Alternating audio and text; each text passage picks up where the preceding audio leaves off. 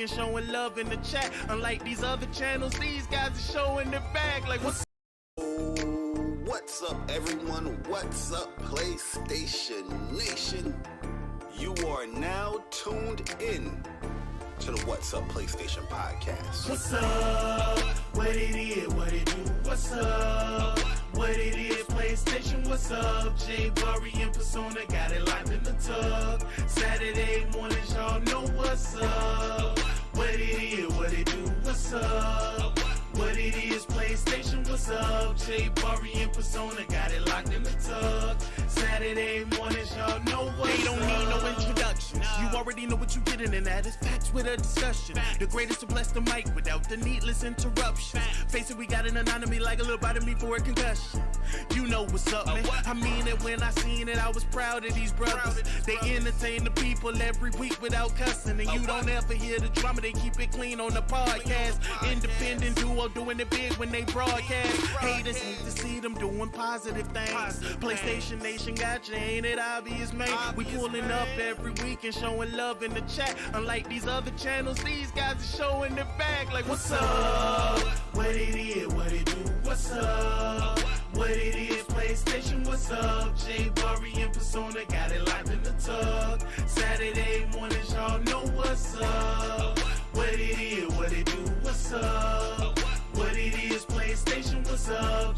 Bari and Persona got it locked in the tub. Saturday mornings, y'all know what's up. They don't need no introduction. Persona, the gaming politician, politicking for the come up. Division and vision require precision, decision that gotta be thought of. The potential is exponential. Gamer credentials is what they brought us. Get caught up. You know, Bari bring the passion when he's speaking from the heart. He the best lisp on YouTube, climbing up the charts. And when Persona speaks, he gon' tear the mic apart. Intellectually, of course, cause you know the boy's smart. They cover the news with integrity, so you know it's a must watch. Ain't no console war, just two brothers being a font. What's up, PlayStation? Got the Saturdays locked. And if you ain't tuning in, you missing out. Get blocked. What's up? What it is, what it do? What's up? What it is, PlayStation, what's up? Bari and Persona got it locked in the tub. Saturday mornings, y'all know what's up. What it is, what it do? What's up? What it is, PlayStation, what's up? Bari and Persona got it locked in the tub. Saturday mornings, y'all know what's up. Yo, listen, man. I really do appreciate everyone that always comes through to rock out with me and Bari, man, on What's Up PlayStation podcast. A podcast by fans for the fans, or by the community for the community, I should say. Listen, man. For me, man, I'm gaming with Persona. If you enjoyed listening, definitely subscribe to this YouTube channel. I'm a PlayStation fan too.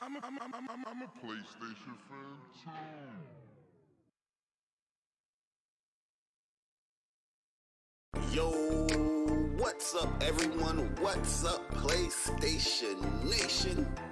You are now tuned in to the What's Up PlayStation podcast. What's up? What it is, what it do? What's up? What it is, PlayStation, what's up? Bari and Persona got it locked in the tub. Saturday mornings, y'all know what's up. What it is, what it do? What's up? What it is, PlayStation, what's up? Bari and Persona got it locked in the tub. Saturday mornings, y'all know what's up. They don't need no introduction. You already know what you're getting, and that is facts with a discussion. The greatest to bless the mic without the needless interruption. Face it, we got an anatomy like a little bite of me for a concussion.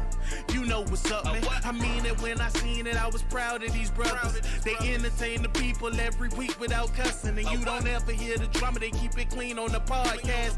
Independent duo doing it big when they broadcast. Haters hate to see them doing positive things. PlayStation Nation got you, ain't it obvious, man? We pulling up every week and showing love in the chat. Unlike these other channels, these guys are showing their bag. Like, what's up?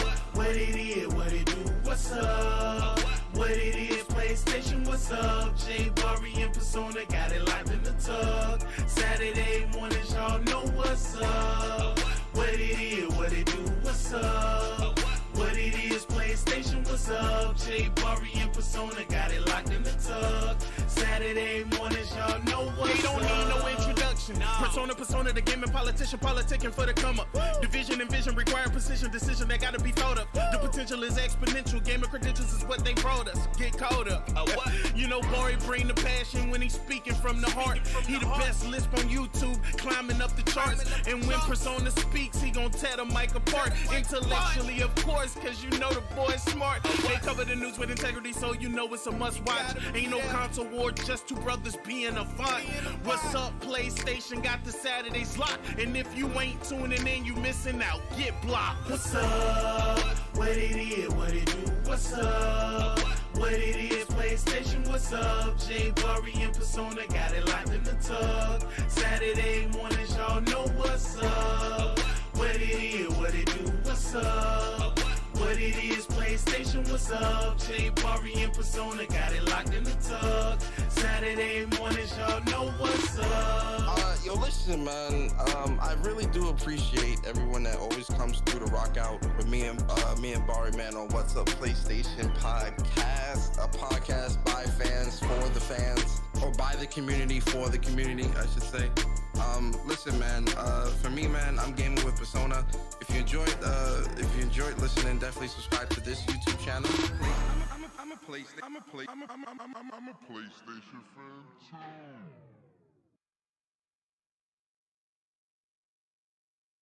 Yo, what's up, everyone? What's up, PlayStation Nation?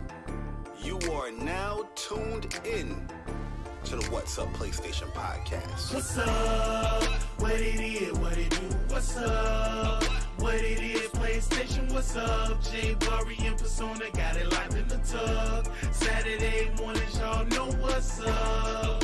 What it is, what it do? What's up? What it is, PlayStation, what's up? Bari and Persona got it locked in the tub. Saturday mornings, y'all know what's up. They don't need no introduction. You already know what you getting, and that is facts with a discussion. The greatest to bless the mic without the needless interruption. Face it, we got an anatomy like a little bite of me for a concussion. You know what's up, man. I mean it when I seen it. I was proud of these brothers. They entertain the people every week without cussing. And you don't ever hear the drama. They keep it clean on the podcast. Independent duo doing it big when they broadcast. Haters need to see them doing positive things. PlayStation Nation got you, ain't it obvious, man? We pulling up every week and showing love in the chat. Unlike these other channels, these guys are showing their back. Like, what's up?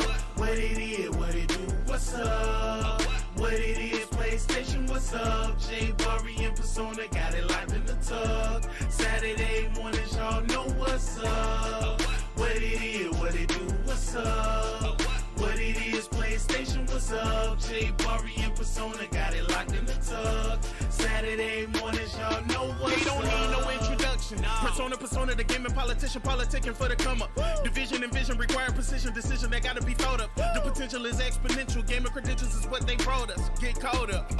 You know, Bari bring the passion when he's speaking from the heart. He the best lisp on YouTube, climbing up the charts. And when Persona speaks, he gon' tear the mic apart. Intellectually, of course, cause you know the boy's smart. They cover the news with integrity, so you know it's a must watch. Ain't no console war, just two brothers being a font. What's up, PlayStation got the Saturdays locked. And if you ain't tuning in, you missing out. Get blocked. What's up? What it is, what it do? What's up? What it is, PlayStation, what's up? Bari and Persona got it locked in the tub. Saturday mornings, y'all know what's up. What it is, what it do? What's up? What it is, PlayStation, what's up? Bari and Persona got it locked in the tub. Saturday mornings, y'all know what's up. Yo, listen, man. I really do appreciate everyone that always comes through to rock out with me and Bari, man, on What's Up PlayStation podcast, a podcast by fans for the fans, or by the community for the community, I should say. Listen, man. For me, man, I'm gaming with Persona. If you enjoyed listening, definitely subscribe to this YouTube channel. I'm a PlayStation fan too.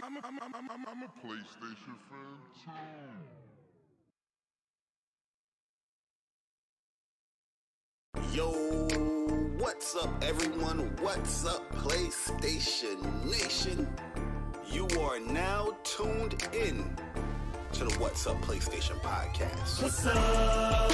What it is, what it do? What's up? What it is, PlayStation, what's up? Jay, Bari, and Persona got it live in the tug. Saturday mornings, y'all know what's up. What it is, what it do, what's up? What it is, PlayStation, what's up? Jay, Bari, and Persona got it locked in the tug. Saturday mornings, y'all know what's up. They don't need no introduction. You already know what you're getting, and that is facts with a discussion. The greatest to bless the mic without the needless interruption. Face it, we got an anatomy like a little bite of me for a concussion. You know what's up, man. I mean it when I seen it. I was proud of these brothers. They entertain the people every week without cussing. And you don't ever hear the drama. They keep it clean on the podcast. Independent duo doing it big when they broadcast. Haters hate to see them doing positive things. PlayStation Nation got you, ain't it obvious, man? We pulling up every week and showing love in the chat. Unlike these other channels, these guys are showing their back like, what's up? What it is, what it do, what's up? What it is, PlayStation, what's up? Jay, Bari, and Persona got it live in the tug. Saturday mornings, y'all know what's up. What it is, what it do, what's up? What it is, PlayStation, what's up? Jay, Bari, and Persona got it locked in the tug. Saturday mornings, y'all know what's up. They don't need no introduction. Persona, the gaming politician, politicking for the come up. Division and vision require precision, decision that gotta be thought of. The potential is exponential. Gaming credentials is what they brought us. Get caught up.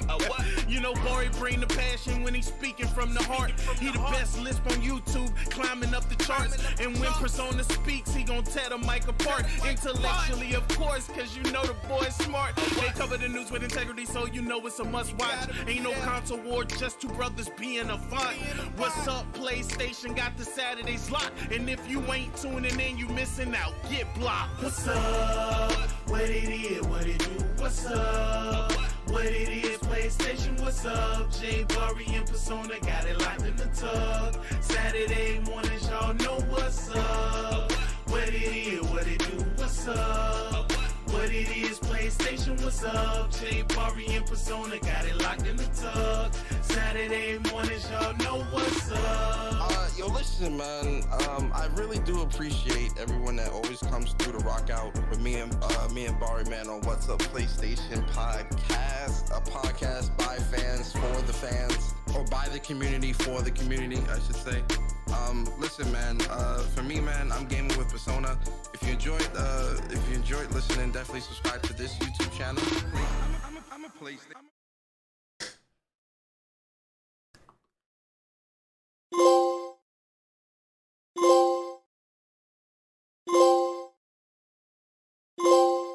Yes, sir. Yes, sir. Yes, sir. We giving them trophies. We giving them trophies. We are giving them trophies. We are giving them trophies. How y'all feeling today, man? It's your boy Persona, man. Welcome to What's Up PlayStation Podcast, episode 123. And I am your host for this week, man. And yo, man, we got a great show to talk with you guys today, man. It's a lot of great news, a lot of great things that happened in this week. More than what I thought it would, man. Like, this is actually going to be a really great show. We got a great discussion topic as well. I can't wait to hear what Bari thinks, what Bari chooses when we get to the discussion. But yo, shout out to everybody here, man. Shout out to the WUPS Nation. Shout out to our WUPS Nation members. Shout out to the subscribers. Shout out to any new listeners that we might be having coming through as well, man. Y'all know we appreciate y'all so much rocking out with us. And if you look at the bottom, right there at the bottom of the screen, you see the little members swirling right across. You already know, guys. So, big shout out to all of our WUPS Nation members, man. Listen, guys, if you do want to become a WUPS Nation member, link is in the description. Never mandatory, but always appreciated. But listen, guys, this is a two-man team. You understand? I may be the host for this week, but I can't do the show without my bro. You understand? The other half of What's Up PlayStation Podcast, the best lisp on YouTube, Mr. Jerk Chicken himself, Mr. Bronx. You understand? Mr. I gotta play through the new game plus of Horizon before I get to Burning Shores. Mr. I signed back on Twitter and I'm back, baby. Mr. Lightskin himself. My bro right now, he right there. Bari in the building. Bari, what's going on with you, bro? Yo, what is good, YouTube? What's up, PlayStation Nation? Welcome to another episode of the What's Up PlayStation Podcast. Episode 123, Persona to be exact. 123. Yo, the news came pouring in this week, man. So we got a lot to talk about in the world of PlayStation, and can't wait, man. But we appreciate everybody. We see the beautiful PlayStation Nation in the chat, man. Welcome, guys. Good morning. Hopefully you guys having a good morning or a good evening or a good night wherever you guys are. Yep. Around the world. But it's going to be a good one, man. So hit the like button, share the stream out, get the PlayStation Nation in here, and let's start the show. Let's get it. Yes, sir. Yes, sir. And ladies and gentlemen, this stream is brought to you in 60 frames per second. Check it. 1440p 60 frames. Because we always try to give you guys the highest of qualities when it comes to the things that we do. But Bari, man, listen, how you feeling this week, man? How's everything, man? How's your week going? My week is pretty good, man. Pretty good, man. I can't complain. You know what I mean? Some collector's editions came through this week, and I'm very, very happy, man. It's a beautiful collector's edition. We're going to probably talk about it and spotlight and all that stuff. Bought some products on Amazon that most likely I didn't need. Well, we bought it anyway. You know the vibes how we get down, man. But yeah, gaming wise, been super, super busy. You know, playing a lot of these collections or these collectors, you know, remasters or whatever you want to call it. And playing Forbidden West once again, man. And I'm loving the hell out of that game. Almost done. About to get that new game plus and ultra hard difficulty trophy out the way. So I can start this Burning Shores like legit, like probably like right after the podcast. And yeah, I'm super excited, man. Can't wait. Well, how are you feeling, man? Everything good with you, man? See, you got a nice little haircut over there. You look a little sharp over there, man. Yo, why you blushing, dog? I can't say. Ain't nobody blushing. Hey, yo, listen, man. We out here, you know, we always got to stay fresh and so clean. You feel me? When it comes to, you know, everything that we do. You feel me? So you know, I was overdue for a haircut. You feel me? But yeah, for me, man, you know, everything is good with me. Yeah, you heard what you said? You feel me? You feel me? You feel me? You feel me? That's how you know a brother feeling good. When you get a fresh cut, you know man, you feeling good, the fresh man. cut, the head bobbing. Yes, sir. Everything. Yes, sir. Yo, listen, the fresh cut, the fresh cut absolutely is a very therapeutic thing for fellas, man. You know, get a nice haircut, man. You feeling on top of the world. You feel me? But man, for me, man, you know, gaming wise, playing a lot of Burning Shores this week. Playing a lot of Burning Shores and playing Soul Calibur 6 as well. Woo! Playing through some Soul Calibur 6, you know, just making sure that, you know, it's getting reacclimated, making sure we good for this a grudge match that we got going on tonight on the Plus on Block YouTube channel. It's gonna be a grudge match between me and TZ, man. First to 10. That's gonna be fun. That's gonna be dope, man. So you know, don't miss that. That happens at 5 o'clock Eastern. So definitely don't miss that. But you know, I've mostly been playing Burning Shores, and really that's it. That's really all I've been playing. I didn't touch the Pixel remasters yet, just because I wanted to get through. I didn't want to get through the. I wanted to get through the Burning Shores DLC. I'll be done with the Burning Shores DLC today. So then I'm going straight into Final Fantasy VI for sure. And then work wise, you know, it's a lot of things going on, you know, at work, you know, the usual stuff. You already know how that goes, Bari. You feel me? But you know, guys, let us know in the chat how y'all feeling as well, man. You know, we definitely want to, you know how y'all feeling and make sure everybody good out there, man. We hope y'all are good and great and whatnot, man. Bari, man, we got a great show, bro. We got a great show, man. Yeah, shout out to the Plus on Block podcast too, man. They had a great show yesterday, super fun, super engaging show. Yep. So if you guys aren't subscribed, you see Streamlabs is posting a link right there. Check out Plus on Block podcast and support the bros over there, man. And shout out to Mooch as well, you know, with Crossfire. You know, Persona, you was a guest on there. Very, very interesting show. A lot of crossfire, a lot of back and forth. But hey, you know what it is. That's the show. Yeah. You know, shout out to Mooch, man. Mooch, good peoples, man.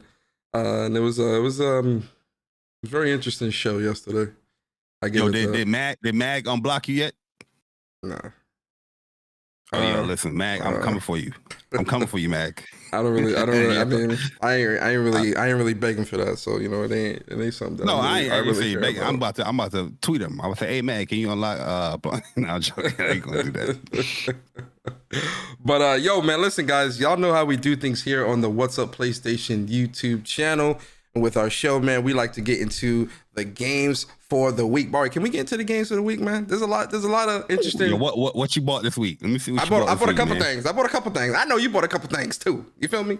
But yo, let's get into the games for the week, guys. So to start us off, we got Disney Speedstorm for the PS4, PS5. We've got Don't Destroy the Rocket for the PS4. We've got God of Rock for the PS4. We've got Minecraft Legends for the PS5, PS4. Oh, God of Rock is for PS5, PS4. Sorry. Then we got Montgomery Fox and the Revenge of Victor Draven for the PS5. Oh, Montgomery Fox, their games came out. There was a game that came out probably like 2 weeks ago. I remember reading that on this segment of the show, but they pumping them out. Okay. Yo, maybe it might be one of those like narrative, story. One of those like, press X, keep going through the story, or yeah, like a point and click. It might be like a point and click. Yeah, probably a point and click. Yeah, so yeah. I'm not sure. Chat, let us know. Puzzle Quest 3 for the PS5, PS4. Mag Seeker, the Legend of the League of Legends story for PS5, PS4. Oh yeah, I've seen that. Yeah, League of Legends, they coming out with a lot of like smaller titles. I think this is one, the Mag Seeker. They got someone with Echo coming out soon as well. There's one that I want to play. It might be Echo. I don't know the name of all the League of Legends, but it's one that's like in the collections where you can like waitlist it. And it's more of like a platformer type of game with some action in it, I think, or something like that. That's the one that I'm looking forward to. Then we got Afterlife VR for the PSVR 2. Final Fantasy Pixel Remasters for the PS4. So this is the Pixel Remaster, something that I'm glad that Square Enix has brought to the PlayStation consoles. This is Final Fantasy 1 through 6 for those who don't know.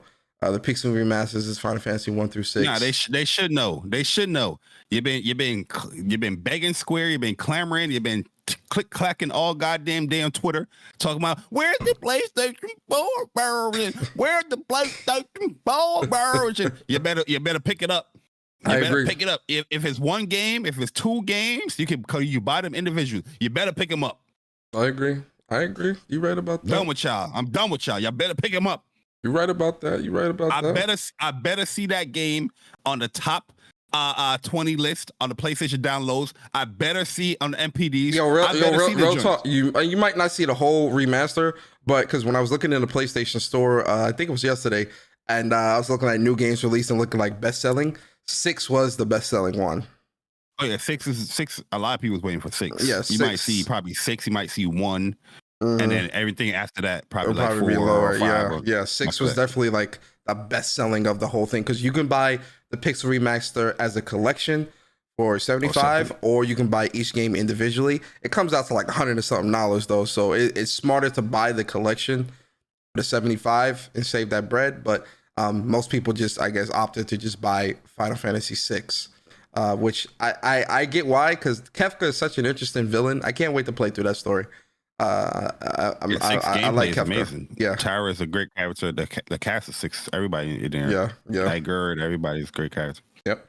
And then we got another big game, Bari. Horizon Forbidden West, Burning Shores. Oh, it's hot. Burning Shores, guys. Burning Shores. Listen, we're gonna talk about Shout it. out to Julie. We're gonna talk about it. Yeah, shout out to Julie. Listen, we're gonna talk about it, guys. With the Burning Shores, incredible. We're gonna talk about it.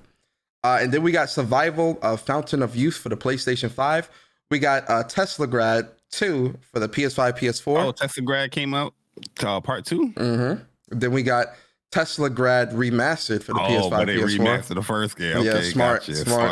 Then we got Wild Dogs for the PS4. Then we've got Ad Infinitum for the PS5. We got what do you think that game is about? Infinite ads. Yo, real talk. Infinite ads. That's what they're gonna get out of me. Crazy. Afterlife VR for the PSVR 2. We already announced that. Arcade Archives Cosmo the Gang for the PS4. Big Adventure Trip to Europe 3 for the PS5. Trip. That's a great movie. I love Euro Trip. Cavity Busters for the PS5, PS4. Now, Bari, what do you think that is? I think Cavity Busters, the name speaks for itself. You playing as a dentist. Cavity I busters? think you are an ear doctor that's cleaning somebody. Am I wrong about it? That you get in the ear cavity? Oh, look at Bari with the play on. Okay, I got you. Then we got Coffee Talk, episode 2, Hibiscus and Butterfly for the PS5, PS4. Ooh, hibiscus. Oh, no. So you talking my language.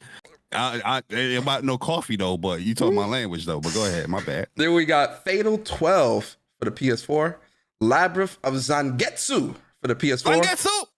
Panic Porcupine for the PS4, Stray Blade for the PS5. This game is something that I was definitely interested in when I seen the trailer for this. I haven't Stray picked Blade? it. Yeah, Stray Blade. Yeah, he plays like this like animal type creature, and it's a hack and slash type of action adventure game. It looks pretty dope. Then we got Dead Island 2 for the PS5, PS4. Bari, did you pick up Dead Island 2? Nah, I didn't pick it up. You know why I didn't pick it up? Because currently playing through Horizon, I'm going to be playing Burning Shores. Right after I get off of that, I'm going to be getting back into the Mega Man collection because I'm almost done with part 1. Like I know part 1 or 2 like the back of my hand. I'm about to be done with that because I got like 2 more of the main mission stuff to do, and then the Final Fantasy collection stuff. I'm gonna play 4 until Jedi Survivor comes out. So I didn't pick it up. But in other words, I saw him streaming. It does look good. In other words, you've got no time. I ain't got the time, man. I ain't got the time. I get it. Then we got Mo Wafu H for the PS5, PS4. Interesting. An interesting list. Interesting. Yes, sir. So, guys, that is the games that have released for this week. A pretty interesting week, if you ask me. But now we are in the spotlight. Yo, matter of fact, Court, that's he re-up, but today, I think it's today. It either was, it is today, the 22nd. Court birthday. Shout out to my bro. Court, today is Court birthday. Yeah, it is. Word, big shout out to Court, man. Court is that's longtime friend, man. A good dude, man. Big shout out to Court, man. Happy birthday to Court, man. Guys, send your love to Court in the chat. And Court's been 10 months on a member of WUPS Nation. He said, remembered up. Yep, he says, so all I want for my birthday is for all of you beautiful folks to hit the damn like button, damn it. Appreciate you, Court. Always. Shout out to Court, man. That's my bro right there, man. Thanks. And then shout out to JC 2013, man. Appreciate you becoming a member of WUPS Nation. Always appreciate you, man. We're gonna add your name to the little swiggly line down there pretty soon. You feel me, JC? We appreciate you always for the support. And then big shout out to DC Gaming, 10 months as a member of the WUPS Nation. He says, happy Saturday, everyone. Hit the like button and hope y'all are enjoying this great time in gaming. If you have nothing to play, something's wrong. Yo, it's a fact. That's a fact. It's beautiful over here on the PlayStation side of things of gaming. So that's a fact. That is true. But listen, guys. Now we are in the spotlight portion of the show, and for those who are new here, the spotlight portion of the show is where me and Bari give you a game or games if we decide to break the rules that we think y'all should check out, right? It could be a brand new game. It could be an old game. It could be a game from your childhood. It could be a game that hasn't even released yet. The purpose of the spotlight is for me and Bari to spotlight games that we think you, the community, should check out. So, Bari, starting with you, brother. What is your spotlight game for the week? And are you gonna break the rules? Yes. The rules shall be broken today. Whoa! It's gonna be a perfect, beautiful theme today. Last week it was NIS. Now we back at Square Enix. Oh! Square Enix, what's up? Holla at me. What's up? What it do? Square Enix, what's up? Final Fantasy 16, you guys know the vibes, man. The game of the year, the most anticipated game for me personally this year. I can't freaking wait for this game, man. You know what I mean? Coming back on Twitter, one thing I definitely missed was those cling off that Final Fantasy page. New update, new gameplay and all. So I missed that shit, yo. I ain't even gonna hold you. And just seeing all the stuff, seeing all the stuff again, watching the, state of play again, man, it's just like, damn, man, I can't wait for this game. Yo, I really might be lost in the sauce when this game comes out, man. Like diving into the lore, the politics, the characters, the combat. Oh my God! Listen, I can't wait for the combat. I might have to do a tutorial for y'all, man, when it comes to this combat stuff, yo. Get y'all up to snuff. You know what I mean? By the way, the Horizon one coming soon. I see you guys. Yo, yo. I seen How you doing these things? I got y'all. Don't worry, man. Hey, yo, you know what I mean? Funny. I'm gonna do a breakdown like a fighting game, a tutorial with Final Fantasy 16 though. I'm gonna have the button prompts, the inputs, all that in there. You know what I mean? But yo, I can't wait for 16, man. It's gonna be a movie. It's gonna be an event, man. And yo, if you know me, you know me. Don't send me no goddamn message, no DM, none of that during that first week. Oh man, if you don't want to get barked on, you don't want to get blocked, screamed at, don't send me nothing. But yeah, Final Fantasy 16, you already know. I got to spotlight that. We're gonna be spotlighting that for a minute. Next game or games, cause like I said, collection. Final Fantasy Pixel Remastered, man. Always when it comes to the Final Fantasy games that they remastered and put release on like PlayStation 4 or whatnot, they always made it an easier way to play the game. And when I say easy, I don't mean that's like being cheap and limit break all goddamn day. I mean like adding like 3 times, fast forward or 1 time fast forward and things like that. Because if you play these games a lot, there's slow moments. There might be moments in the game that might not be your favorite. You just want to, skip on through it, or not skip through it, but you just want to speed on through it. You can do that, which is cool. And with a Pixel Remaster, they did the same thing. You can do the speed up. You can do the no encounters, which maybe like certain late game stuff you want to do a no encounter so you can get to a boss or whatnot. But I don't suggest the early game stuff. But I feel like the modernization of the Pixel Remaster, I think they did a great job. It's not like a remaster as far as like they done and retouch up things. It's a remaster more so like performance and like resolution. Those things has been upped. So you're probably playing them shits like at 4K or 1080p or whatnot. 60 or 30 frames, a spot on, no glitches, no hitches. Because some of these games in the past, like on the DS or the Advance or wherever you played at PS1. There was glitches and little issues with them. I think majority of those issues got fixed, especially when it came to 4. Cause 4 is the first game I played. I put about probably like 2 hours already in it, and I'm making sure like, yeah, okay, 4 is running smooth now. It's running good because I play that game a lot. That's my second favorite Final Fantasy game. You guys don't know, but yeah. I'm loving the Pixel Remaster so far. I like the rearranged music that they added once again, like the PSP version and all that stuff. I think they did a great job, and each game is like $18. So if you guys want to buy them individually, you can. But like I think what Persona said, I think when you buy them as like a bulk, you kind of save money there. It's only like $75 for all the games, which I think is a great thing. And it's Final Fantasy.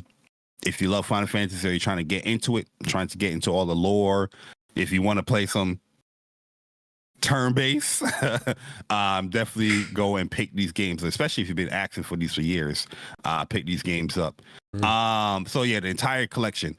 Next collection, we got to shout out the Mega Man Battle Network collection. Another great job Capcom has done.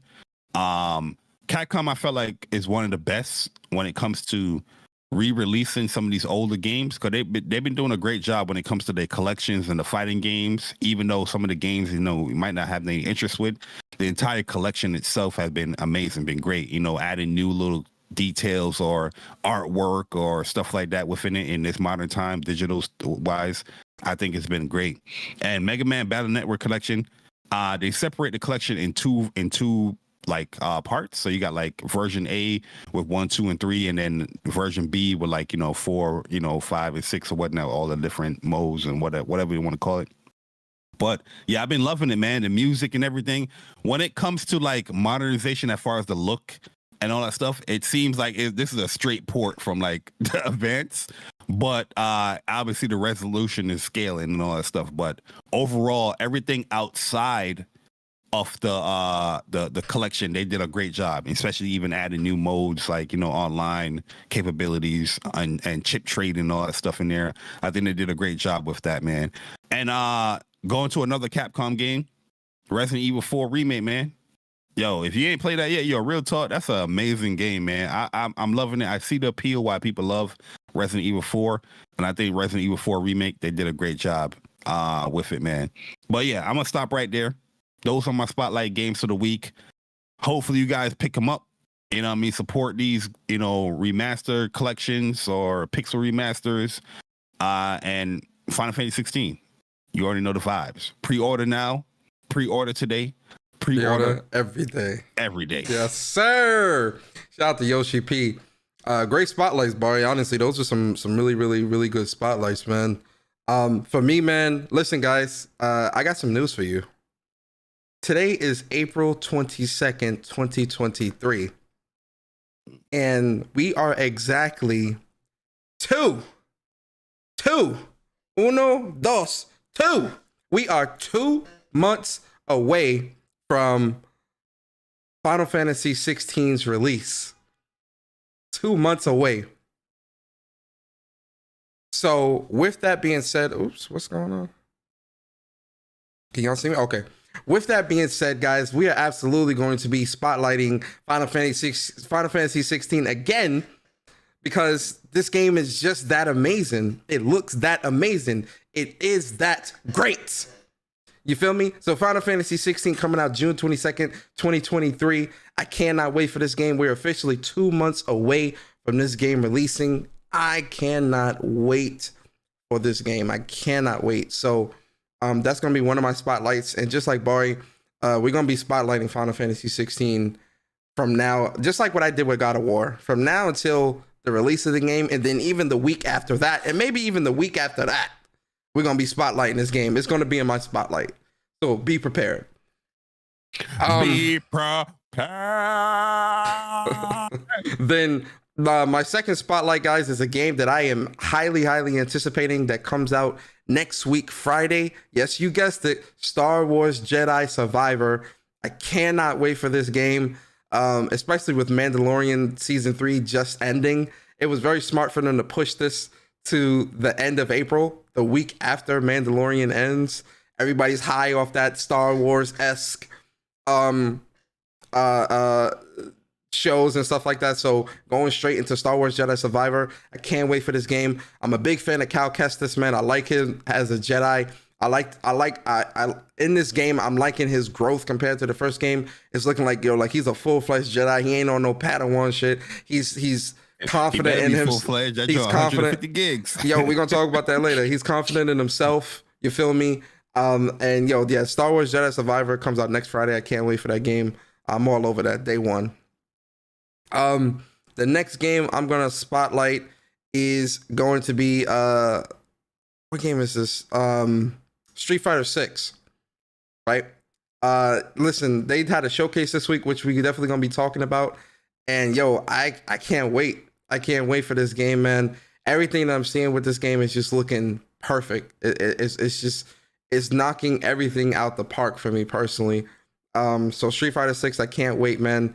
The tutorials, the training, the online, the character creator, everything is just gonna be fire, man. So Street Fighter 6, I cannot wait for this game, man. This is gonna be fire. And then I think that's it for my spotlights. Yeah, I'm gonna stop there with those three games. Only 3 games? Yeah, I'm gonna stop. Are you okay? Yeah, I'm gonna stop with those 3 games. We're gonna check your temperature. Are you okay, man? Yeah. I'm gonna stop there with those 3 games. You tired? Absolutely. No, I'm not tired. Not at all. You're not tired? Mm-mm. Oh, you go drink some water, man. Only 3 games? Yes, sir. Only 3 games. I'm not right with this, man. Only 3 games. Only 3 games. I can't, because I'm blanking right now on the other games. That's why. He breaking the rules. 9. But yo, man, there's a lot of great games coming out. You know what really look good though, Persona? And I'm gonna pre-order it because I think I'm sold on the game. What's up? That Immortals Oh yeah, we're gonna talk about that later too. Yeah. That Immortals looks like it's gonna be engaging. Looks like it's gonna be a fun little time. That Immortals of Avium, it looks beautiful too. I think this is running on UE5. Yeah, matter of fact, Immortals of Avium, I'm gonna spotlight that too. Because they did have some game, they did show like 7 minutes of gameplay, which we're gonna talk about that later. They did. Yeah, they I only showed saw the trailer. Oh no, Like they new showed trailer. they showed 7 minutes of gameplay, and it looks dope. So it's definitely got my attention. That and Atlas Fallen is another one that like I'm definitely I'm glad that they moved it out of May because it was releasing at a very bad time, like real talk. But Atlas Fallen, May, it was at the end of May into June. That was DOA, bro. Even though I was still gonna like pick it up and try to put some time into it, DOA. But Atlas Fallen, that's coming out in August. I can't wait for that, man. I cannot wait for that game. Also, man, you know what? I'm gonna spotlight. You know what? I am gonna break the rules. You know what? Now it's coming back to the brain. It's coming back to the noggin. I'm spotlighting Factions 2. I can't wait for Factions 2. You already know, man, once Factions come out, because we already know in Naughty Dog we trust. Once Factions 2 comes out, we know that's going to be fire. And Sundays will be replaced with COD. From COD to Factions Sundays, you feel me? So Factions, I can't wait for that. Spider-Man 2, you feel me? I can't wait for that either. Fire. Absolute fire. You feel me? Spider-Man 2 with Miles Morales and Peter Parker is going to be fire. He woke up. And then, what's the last one? Stellar Blade, or AKA Stellar Yams. You already know that's coming out 2023 as well. They confirmed that.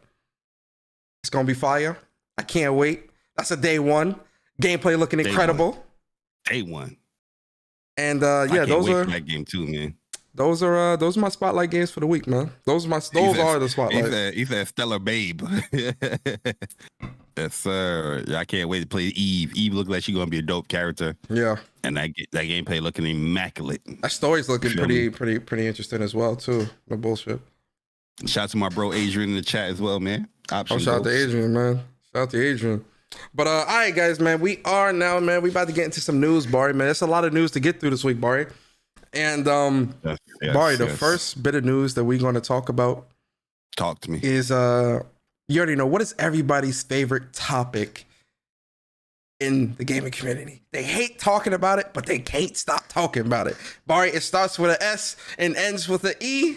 Oh no, it starts with an S and ends with an S because it's plural. What am I talking about, Bari? I think you know. Sales.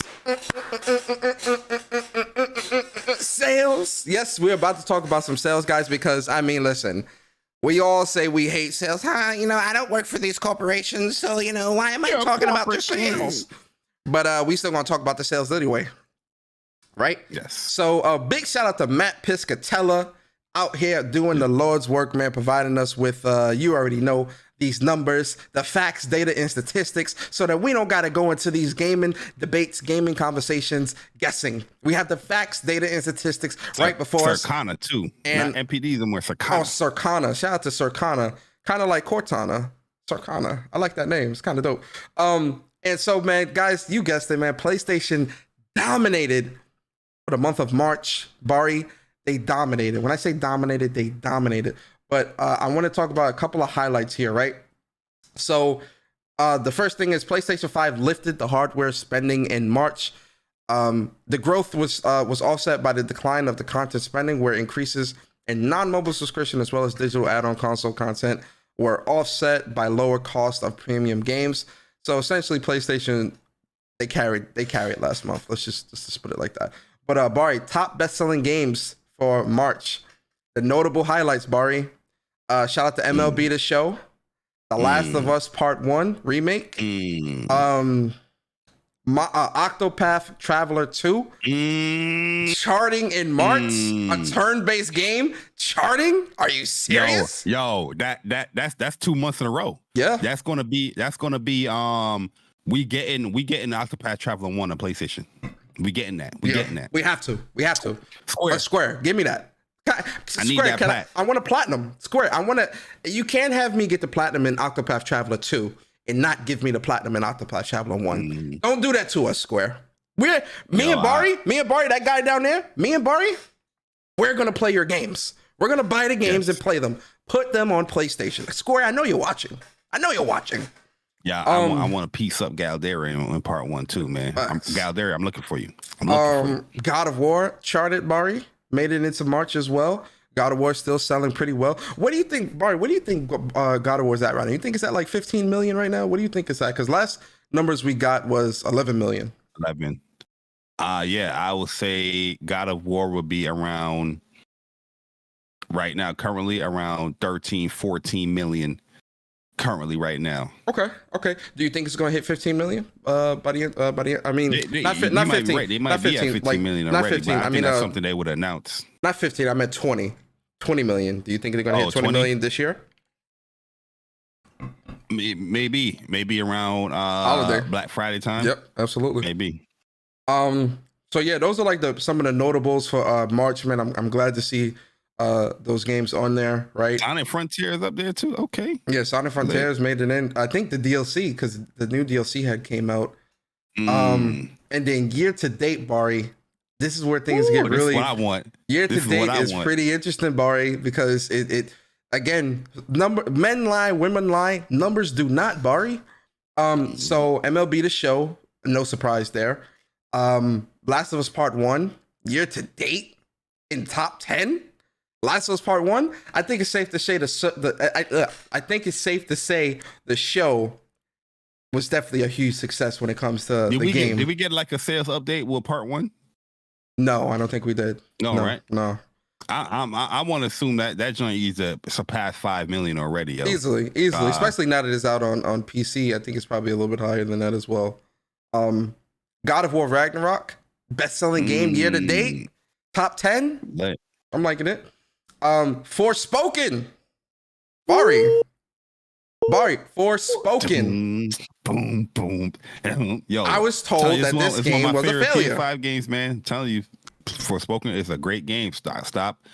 You know what? I've been listening to a lot of podcasts this week, Persona, and a lot of people have been saying they don't want certain games to have the Forspoken effect, and I'm trying to figure like what the hell is the Forspoken effect? Because what does that mean? This game. Yeah, you know what I mean? This game launched with a lot of options for gamers to choose from when it comes to resolution and frame rate. It uses dynamic resolution scaling. So all the people that have been lying to you guys talking about this game is 900p, that's not true. It goes down lowest to 900p in a specific area. That's where Tanta Sala's area is at, right before you fight her. And the game overall is a great game. Don't play this game trying to rush through so you can quickly give an opinion. Oh, this game is mid, or this game is whatnot. You can't play this game like that, bruh. You know what I mean? An RPG game like that, you cannot play Forspoken like that because you're not getting the best out of the game. You know what I mean? Nobody out here is doing that with any other RPGs that you're anticipating. If you really want to play this game, you have to level up Frey. You got to go and do some of the side missions and all that stuff to get more story details and all that stuff. So what you're saying is that you actually have to play the game. Play the game, yeah, because a lot of people, what they're doing is that they're beelining their way through the game. Can't you know do what that. I mean? Because they see like Digital Foundry or any website say, oh, this game is only like 16 hours. Yeah, because they beeline their way and they want to quickly write a quick little tweet. Oh, this game is mid. But you're not doing nothing in the game. You're not even getting all the abilities. Like, because you got to collect the things to get buy all the abilities, and then to unlock because abilities have like level 2 and level 3 versions of themselves. And you got to do special things to unlock those things. The gameplay and the pawn, like ability, like the pawn. Oh, the pawn to get new abilities. Is a great ability that you will miss out if you beeline the game. Yeah, you know what I mean? That's a super powerful ability. And that's what I'm saying. It's like, yo, when it comes to Forspoken, it's one of those games where you actually have to. I would never suggest somebody rushing through Forspoken because you're not going to get the best experience out of the game. Yeah, there's a lot of things in this game that require you to really sit down and play and understand. And I love cloaks and nails. Yeah. You can't be lying doing that. No, you can't do it, man. And I think for a lot of people, that's what they did. Is crazy. You know what I mean? Because like I played the game. I unlocked some of the stuff, but if you beeline that stuff, you're gonna miss some of the best armors or whatever, cloaks, nails. You're gonna be missing that stuff. Yep, absolutely right. So shout out to Forspoken, still charting. It's crazy that for Square they didn't view this as a success, especially since it's still charting. But it'll be interesting to see what the numbers are with this. If it's at 4 million, 5 million, or whatever. This is only US, so yes, you got to look at it on a worldwide perspective. They're probably looking at that. Yeah, true. And then Bari, Octopath Traveler 2, best-selling game year to date. in Two of US. some of my favorite games is still up there, man. It's great to This see that. is great to see, man, because again, Octopath Traveler 2 is a game that deserves so much praise and deserves to be played, man. Go and play this game, especially if you're into turn-based RPGs. I cannot recommend Octopath Traveler 2 enough. This is such a great game. So what's crazy is that Octopath Traveler 2 in year 2023 is outselling NBA 2K 2023. Forspoken in 2023 is outselling NBA 2K to be fair, 2023. To be fair, with 2K 2023, the digital sales are not included. So yeah, okay. So I think if digital was included, it would be still ahead. I'm taking that, because that's a huge game that's up there every single goddamn time. Fair enough. I'm taking that. Fair enough. And look, MLB The Show as well, not to hearken on anything, this is PlayStation sales, because as you can see in the footprint, the Xbox and Switch digital sales not included. You know what I mean? So this is PlayStation physical digital sales that they're tracking with this stuff. Oh, that's a good point. And then a couple other things real quick with the sales. So Resident Evil was the best-selling game of March 2023. Oh yeah, great game. No surprise Absolutely. there. And then PlayStation and video game hardware spending 10% increased by 10% when compared to March 2022. And it was the second highest selling hardware spend for March in the US, trailing only by 680 million reached like in 2021. And then the growth of PS5 spending once again drove the March hardware gains. PS5 was the best-selling hardware platform in units and dollars for both March as well as 2023 year to date. PlayStation 5 hardware unit sales have now surpassed that of PlayStation 4 on a time-aligned basis of 29 months in the market. Big shout out to PlayStation. Big shout out to you see what happens when you incentivize your platform, have compelling games on your platform. PlayStation have been doing, like I said, from the beginning of this generation, everything PlayStation has marketed, everything that they have showcased, all their games, you can experience that. You know what I mean? Ray tracing, you can experience that. Options between all those games, you can experience that. The DualSense features, the fast loading, you can experience that.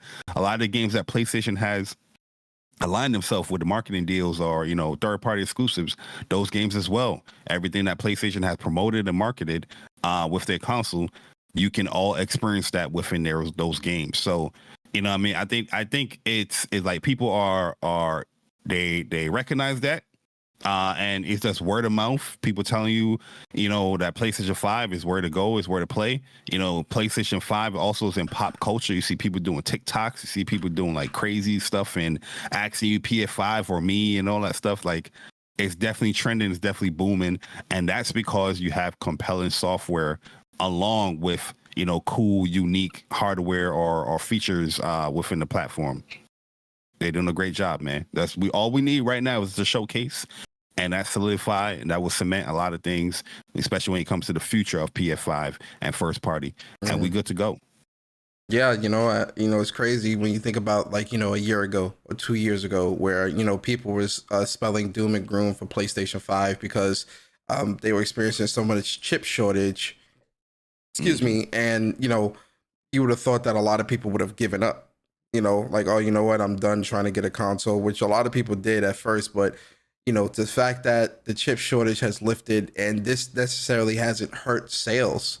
We're actually seeing the sales reach higher and higher numbers, even higher and breaking even more records. It's like, yo, it's funny. And we're 3 years into the console generation.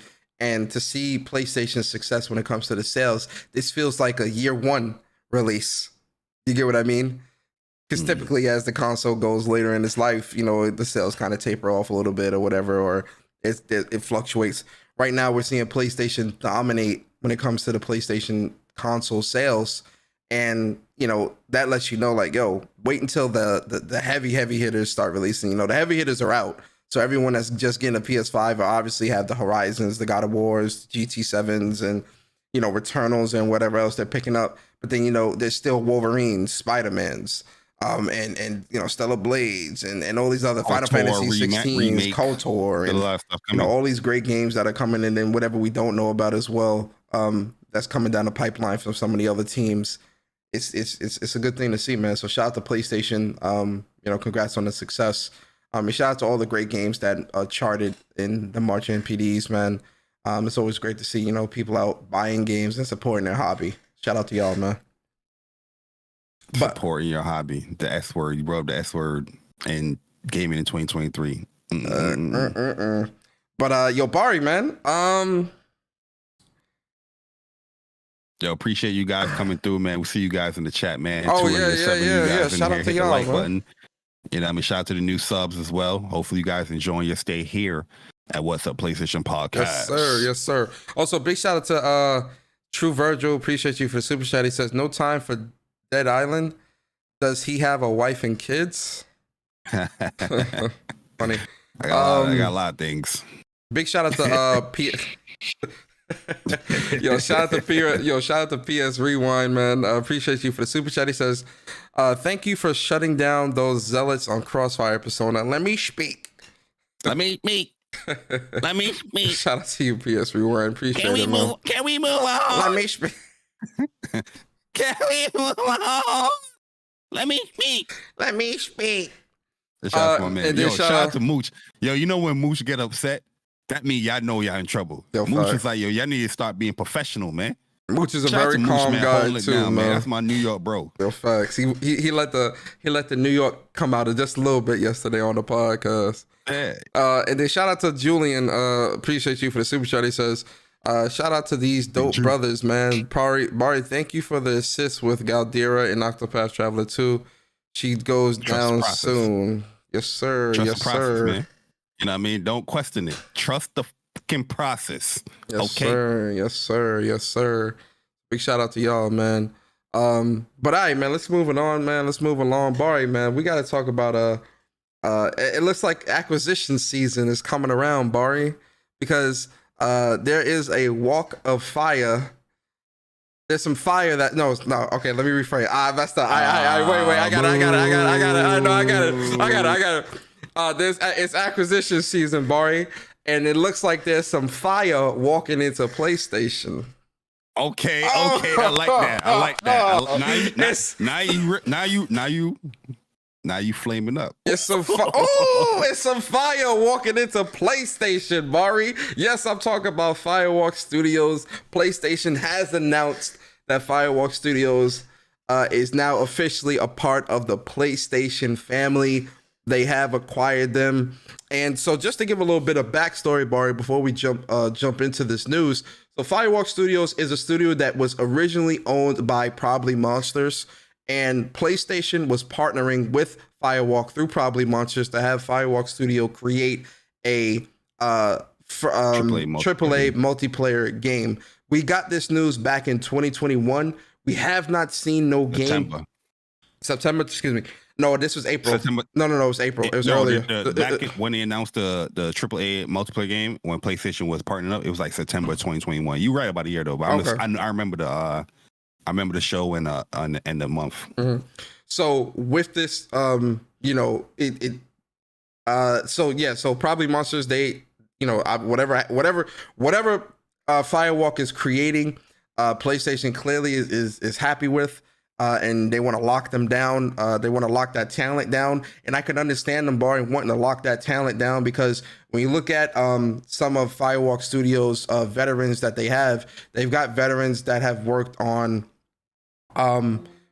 big games like Destiny, Call of Duty, Mass Effect, Halo. They're veterans in the game. They're veterans. Yeah, there's a lot of veterans and a lot of bigwigs that worked on very successful first-person multiplayer projects separately, and they all came together and formulated this studio called FireWalk Studios in 2018, and now they're working on this big multiplayer project that's being published by PlayStation. Well, now they're owned by PlayStation.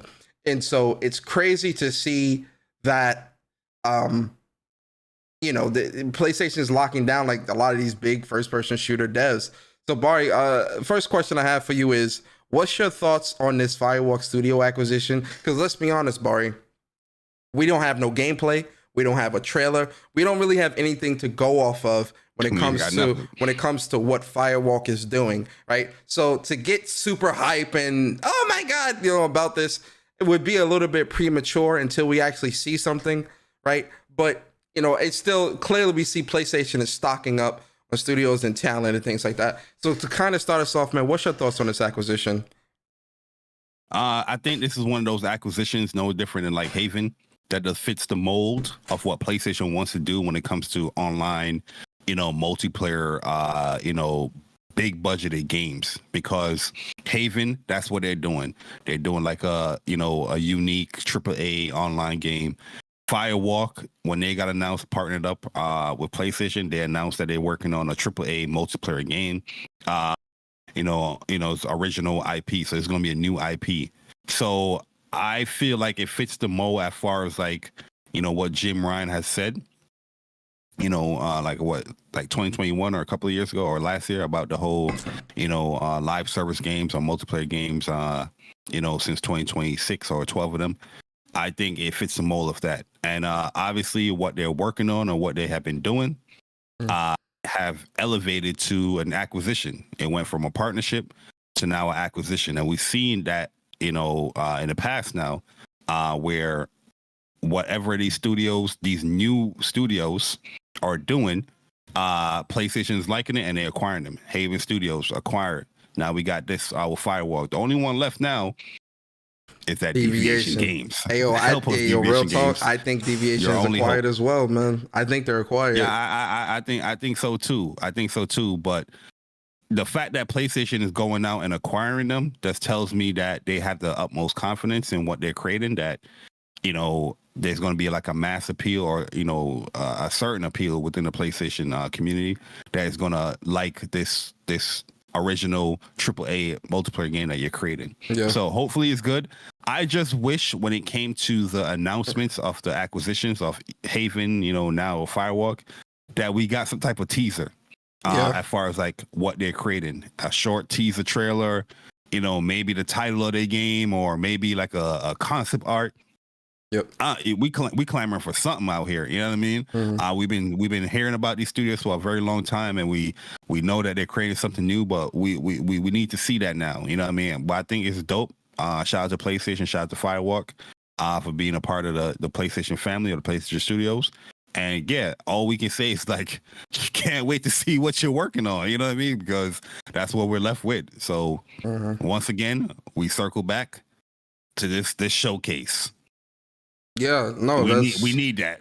no, that's a great point, man. Because when Haven got acquired, that was kind of like because Jay Raymond had just started her studio, and they were partnering with PlayStation, building a lot of cloud technologies and all these interesting things, right?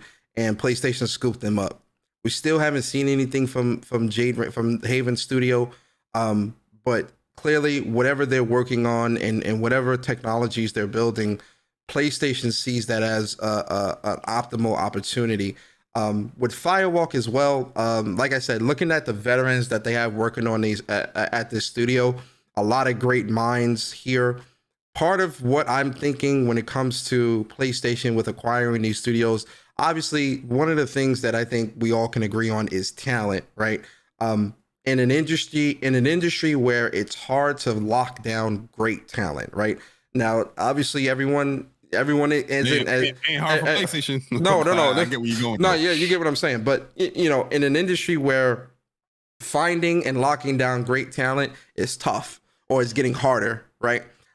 Because all talent isn't great talent, right? And I know that might suck to say, but there are some people who build games better than others, right? And so I think in an industry where you're trying to lock down, where you see a project being built, see how great a team is working, and you want to lock that down, you want to jump on that before somebody else does. And I think in PlayStation's thinking, whatever FireWalk is working on, whatever they saw, they clearly are impressed. And they want to lock down this talent, because once the game comes out and it's a hit, the price of the studio goes up as well, because now they became that much more valuable. More eyes are on them now, because especially if the project is a huge hit, like a Fortnite or something like that, so to speak, right? So I think for PlayStation, so I think PlayStation is taking the gamble on, okay, we love this. Let's lock you down before your price goes up. So right now you might cost 100 million, but if this game comes out and it's a smashing success, now you cost 200 million. No, we're going to take that gamble now. You get what I'm saying? So I think some of that, I think some of that is happening as well when it comes to PlayStation and their methodology of acquiring some of these studios. Same thing with Haven, right? We haven't seen anything from Haven, but clearly what they're building technology-wise, it's impressive enough where PlayStation's like, yeah, we can see your technologies, we can see how you're building games fall into what we're trying to do. Let's lock you down before the price gets too high. With Deviation Games, I think Deviation Games is already acquired, to be honest with you, because again, when Deviation Games did their studio walkthrough, I don't know any other studio that's not a PlayStation studio that has DualSense controllers all over their walls. I don't know no studio. I don't know no studio that's doing that. So I think it's safe to assume that Deviation is either about to be acquired or is acquired, or they just got to sign the papers. PlayStation's waiting to announce it.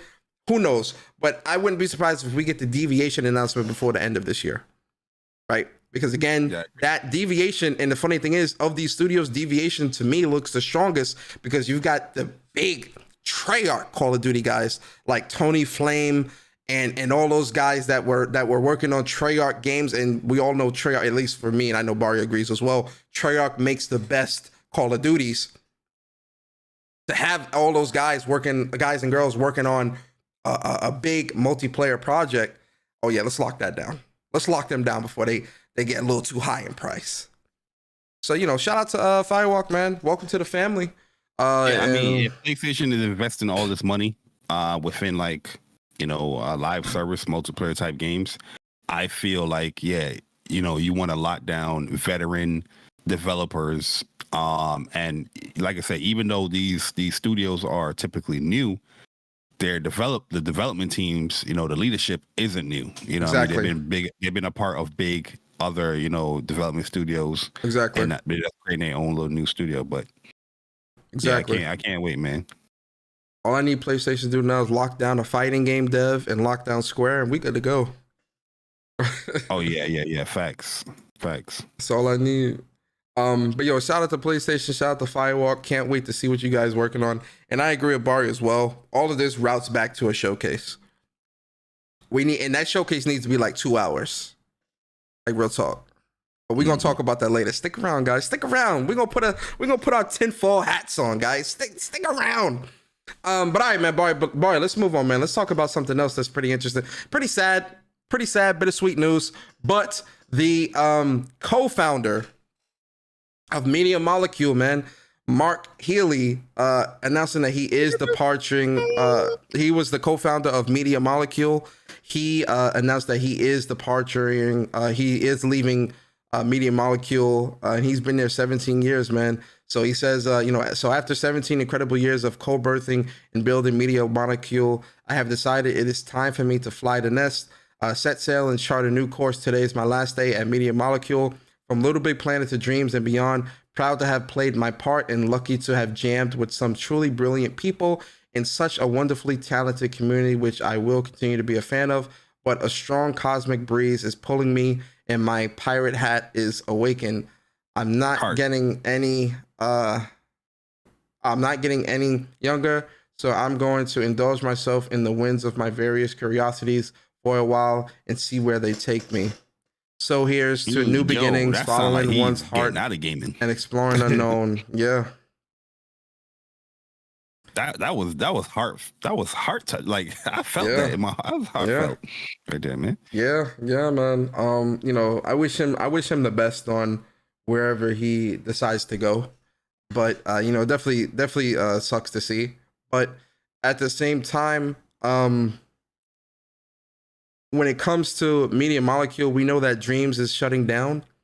So this might be the shakeup that Media Molecule needs to kind of jolt the veins and get them onto something that might be a little bit different. That might have been the push why he's leaving the studio or trying to do something new, because something that you're passionate about or you have a certain type of vision or love for whatever you're creating, and maybe within Media Molecule they might be doing like a struggle as far as like a change as far as the direction as far as the next game what they're going to be doing, and he's not a part of that.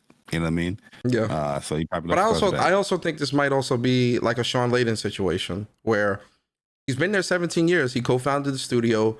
The teams that are there now, he may feel confident enough to be like, look, let the new blood come in, let the fresh eyes come in, and let them build something that's different. It also could be that, right? I don't always want to be like the doom and gloom with that, although that could be very likely as well. This could also just be like I said, a Sean Layden situation. Like, yo, look, it's time for some fresh eyes to come in and try something different, and I want to move on. You know, I feel like it's a directional change, and he's not part of that. Somebody that co-created, a studio like that.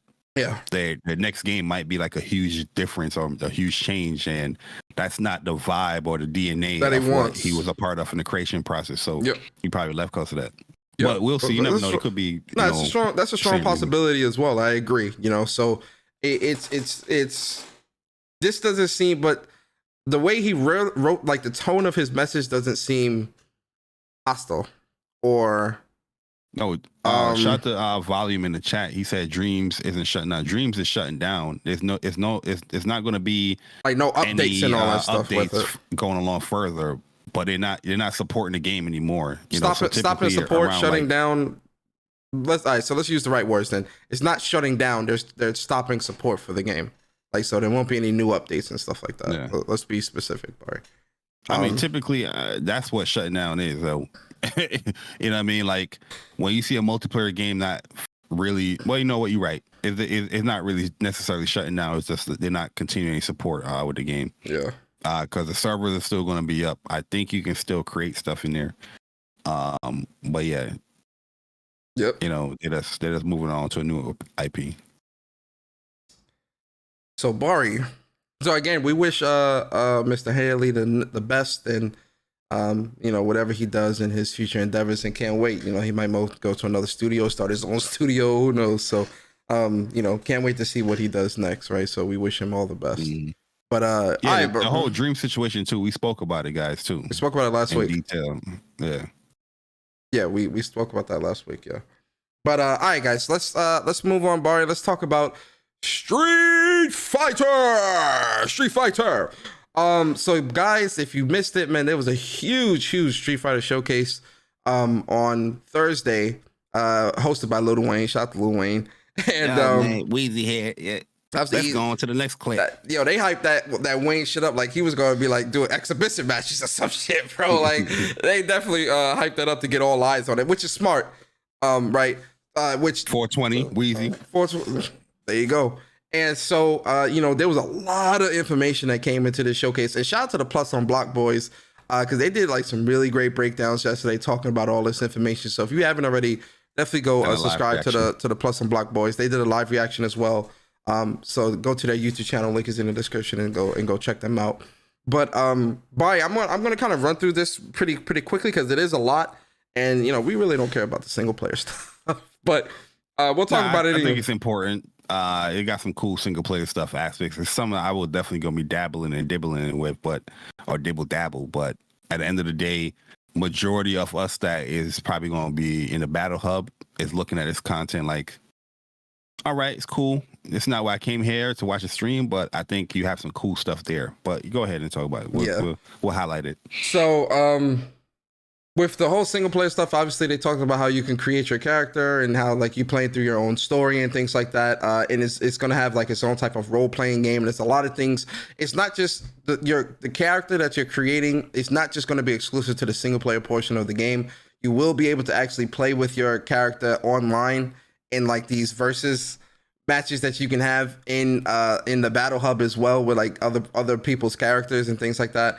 And what it seems like when it comes to your created character is you can kind of build your character however you want, where they can have different types of main characters moves sets into their into your character. So you can be doing a Shoryuken, and then you can do I don't know, a Yoga Fire or some shit like that, right? Like, they pretty much made like, you know, the custom creation, like in, you know, anime type games like Jump Force, where you can mix and match like special moves. It pretty much did the same thing here, which looks pretty cool. I know some of the little mixing and matching gonna be broken as hell. Absolutely. Absolutely. That's the whole point, is just to have fun with this type of avatar. And your avatar is just not just a, you know, character you create and it's, you know, it's nothing really you can do. You actually are interacting with the world. You're fighting with your avatar, having avatar battles. I could see people having a good time with that stuff for sure. Yeah, absolutely. And then obviously they go into the RPG elements, which, you know, I think for anybody that plays RPGs is pretty self-explanatory, but, you know, vitalities and different types of buffs and stuff like that, and like skill trees and all that stuff that you'll have and be able to, you know, dabble in and whatnot as you level up your avatar. And then obviously create chaos with avatar battles. So you will be able to, like I said, fight other people's avatars in the battle hub, which that's going to be pretty interesting. I can see like avatar tournaments happening or like where like, you know, avatar versus avatar to see who's better. Cause again, it's a mix and matched moveset. So it's not just like, oh yeah, he's going to fight like Ryu, or oh, he's going to fight like Ken. He can fight like Ryu, Chun-Li, and Guile. You know what I mean? Which is, I think, is pretty awesome. And some of these avatars look pretty dope as well. One of the other things as well is, you know, they were talking about which one is it? Critic Club. Oh yeah, so like you could create your own club and have like different types of, you know, emblems and stuff like that, which I think that's gonna be pretty cool when it comes to building that stuff. And then top tier innovation. So they get into like learning the character. One of the things that stood out to me when it comes to this game is they really want people who are new to fighters or who want to understand a fighter, a specific character. It's not just a tutorial mode. It's the fundamentals of the character, how to punish with the character, how to defend with the character. So you have a tutorial mode, but then you also have a character guide that's teaching you the optimal setups and routes when it comes to the character, bread and butters and all that shit. It's so in depth. It's crazy. Yo, one thing I feel like they should add, you know what I mean? Similar to like what Grand Blue Fantasy Versus did. They had like a dictionary of like fighting game terminology. So like in the tutorial, when you do it in a demo, they're using terminologies like footsies and stuff like that. You know what I mean? So the new gamer that's playing this fighting game, you don't know what the hell a footsie is. Neutral, you know what I mean? They don't know nothing. They don't know any of that stuff. So I feel like within the game, hopefully they have like a dictionary like, oh, this is what footsie means. Oh, it's like playing neutral and positioning and all that stuff. You know what I mean? Yeah. I think they should add that stuff. Then obviously you have like your classic modes, like arcade mode. You have a versus mode, but then you also have a team. One thing too. I feel like because as you talking about accessibility and new people into the game, they have like sound accessibility in the game, which I think is dope. So like say somebody is blind or, you know, impaired or whatnot, as far as like, you know, visuals or seeing or any type of disability, you have like sound cues as you're walking or if enemies walking back or walking forward. Like one thing I know I turned on is like when you get a cross up, there's a sound, there's a specific sound. So it's like a pew. So I'm like, oh, that's a cross up, or oh, that range it crosses me up. It teaches you that stuff. So yeah, I feel like that's pretty cool that they added here. A lot of detail going on. Yeah, I like that as well. And then obviously within the versus mode, they have classic 1v1 versus mode, but now they also have team-based versus modes, where it could be a team of players. I think it's a 2v2 that you can do in versus mode. So you and a friend versus another two. Bari, this might be what we could use with Plus on Block Boys versus WUPS. Oh, the like team the versus modes. Like this is the what you call it, like this arcade mode they showing. They have like goals. the team versus mode. So it'll have team battles and extreme battles and stuff like that. And then obviously playing online, you can create a custom room. Oh yeah. Click on that custom room real quick. So give Capcom a platinum trophy real quick. Man, yeah, I got you. I'm gonna give it because this is big. This is big. Leave that screen up for me real quick. This is big, man. This is big. I was waiting for you to get to this part right here. This is big, man. Let me get one more platinum trophy because, like, yo, yeah, platinum up, man. Matter of fact, one more. We're gonna get one more platinum trophy because this right here is so good, man. Thank you, yo, Capcom. Thank you. More the fighting game developers need to take notes from Arc Systems and now Capcom with how to build lobbies. Go ahead, Bar. Yo, facts, because this lobby, it looks very simple, but there's a lot of functionality going on here. So you can customize each like row, we're going to call it, as far as like if you want to do a 1v1 battle here, extreme battle, even the casual mode stuff you can do in here, and also add training room. Up to 16 people can be in this lobby, but you have, you know, the 4 rows where it's going to be up to 8 people that can do a part of this. But this is going to make it so much easier to run like online tournaments here, because especially when you run an online tournament, you're not going to have a whole bunch of 16 people in there. You know what I mean? You're going to have the commentators and the people that's fighting, but it's going to be so much easier to customize it, where if somebody's waiting, or, you know what I mean, they're waiting for a match, you can have like, you know, row number 3 as the training room as they're prepared for their match or whatnot, while you know, talking and spectating public. Dope. Or you can make it towards just the custom room, because I think you can have it spectating where people can watch it from the battle hub and all that stuff, which is cool. But this is what we've been talking about, man. It's like, this is like an evolved version of the Street Fighter V lobby, which I don't think was like a super bad lobby, but it just missed that flair and that pizzazz, you know, especially like training room. But yeah, they're definitely going down the Arc System road. Like Arc Systems, they can get a little funky, they can get a little crazy when it comes to their custom lobbies, especially like with Guilty Gear Strive. But the functionality of the lobby was pretty good in majority of their games. Where Guilty Gear, I feel like Guilty Gear XR was like probably one of the best online lobbies. Even what you call it, DNF Duel, simple. Hey, you want to spectate? Here's the line. Press the button, spectate. You want to wait for your next match? Wait for your next match. Simple and clean. You know what I mean? But I like the flair. I like the look of it. It looks simple. Doesn't look like it's gonna be hard like a KOF lobby. KOF lobby, same type of functionalities, but it's the UI of the lobbies all over the goddamn place. But I think Capcom nailed it when it came to this lobby, and great job on them.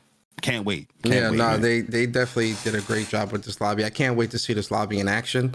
You know, when we run like a big open lobby, you know, open rooms and stuff like that, tournaments and all these types of things. This is going to be like really, really dope. I'm glad that Capcom took the time to really flesh this out and build something that really encourages playing with your friends, tournaments, and this is optimal. You know, I love this. So shout out to Capcom for that, man, with the lobbies. They even got reserved slots. Yo, They know what they're doing, man. They did their research, man. Yep. They did their research. And then like you said, with the training room, you could train with your friends, and it'll show you, like, you know, the startup, the frame data, and all this other stuff.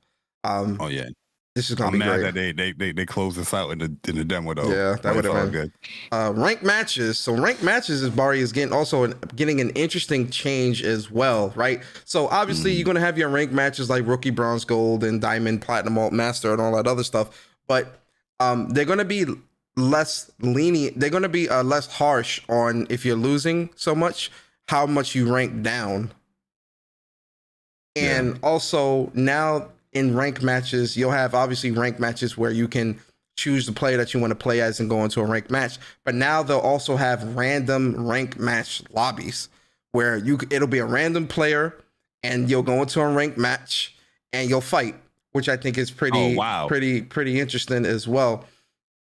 So that'll be interesting to see, you like, don't how care about the skill level. It's gonna be I just want to have fun with my friends. Like, but for I like what they're doing here. When it comes to rank, because, you know, rank, a lot of people tend to avoid rank because all the pressure that comes with leveling up or ranking up or whatnot. With a lot of these new fighting games, they're making it much easier to not say rank up, but not to lose your level of rank.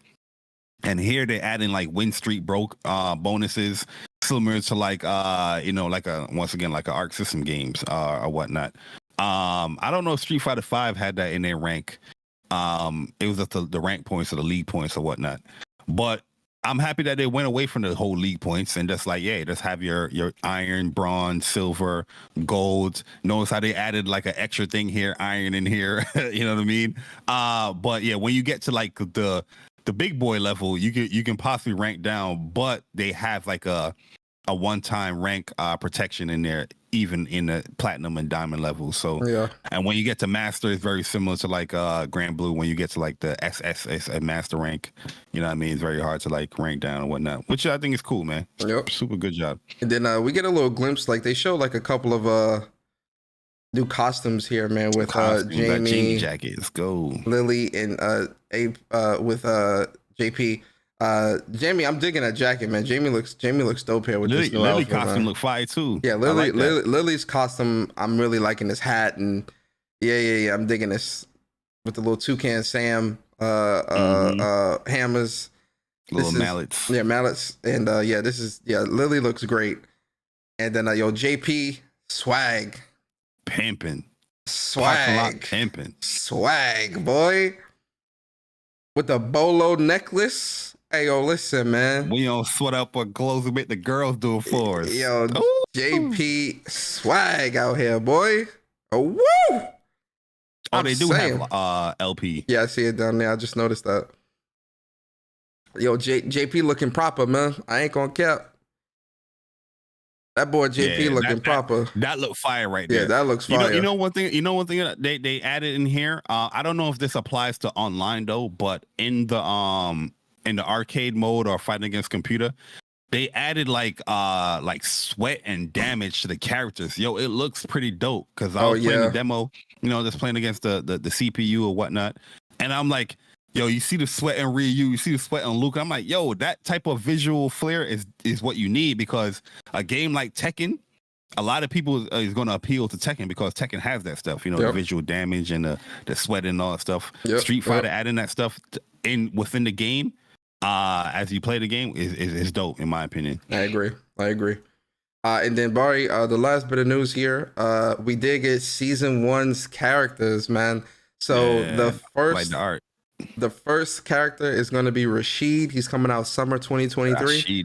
And then second character is going to be Aki, coming out autumn 2023. Then we getting Ed winter 2024. Yo, I'm interested in Ed, man. And then Akuma spring 2024. So really, Ed is coming out in like December. Ed is going to come out in like January or February. They have to change this. In my opinion, you can't say winter 2024 because people are going to think like holiday times. You know what I mean? People are going to think like, December or you know what I mean? Or like late 2024. You have to put early 2024 here, and then you can put spring 2024 because it's going to confuse people. Yeah. And then Akuma, Akuma spring 2024, man. Akuma as well. I'm looking at Akuma. Aki, probably Ed as well. I'm gonna play Aki.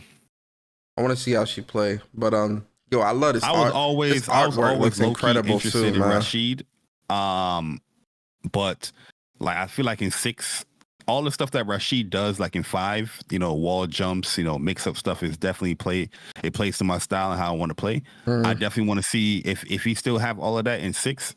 He's definitely going to be up there as far as like somebody I might play. And Ed is too. Ed is always a character I'm interested in too. So I want to see how he plays in 6 as well. Yeah, I'm interested to see how he plays as well. I'm interested to see how everyone's going to play in 6, but this is dope, man. There was a lot of great information here, and then obviously the demo, and then some pre-order stuff. So you do get some costume colors for outfit 1. You get color 10 for Chun-Li, Jamie, Manon, DJ. And Jerry and Ken, right? These look, yo, I ain't gonna lie, these look great. Chun-Li, man, looking proper.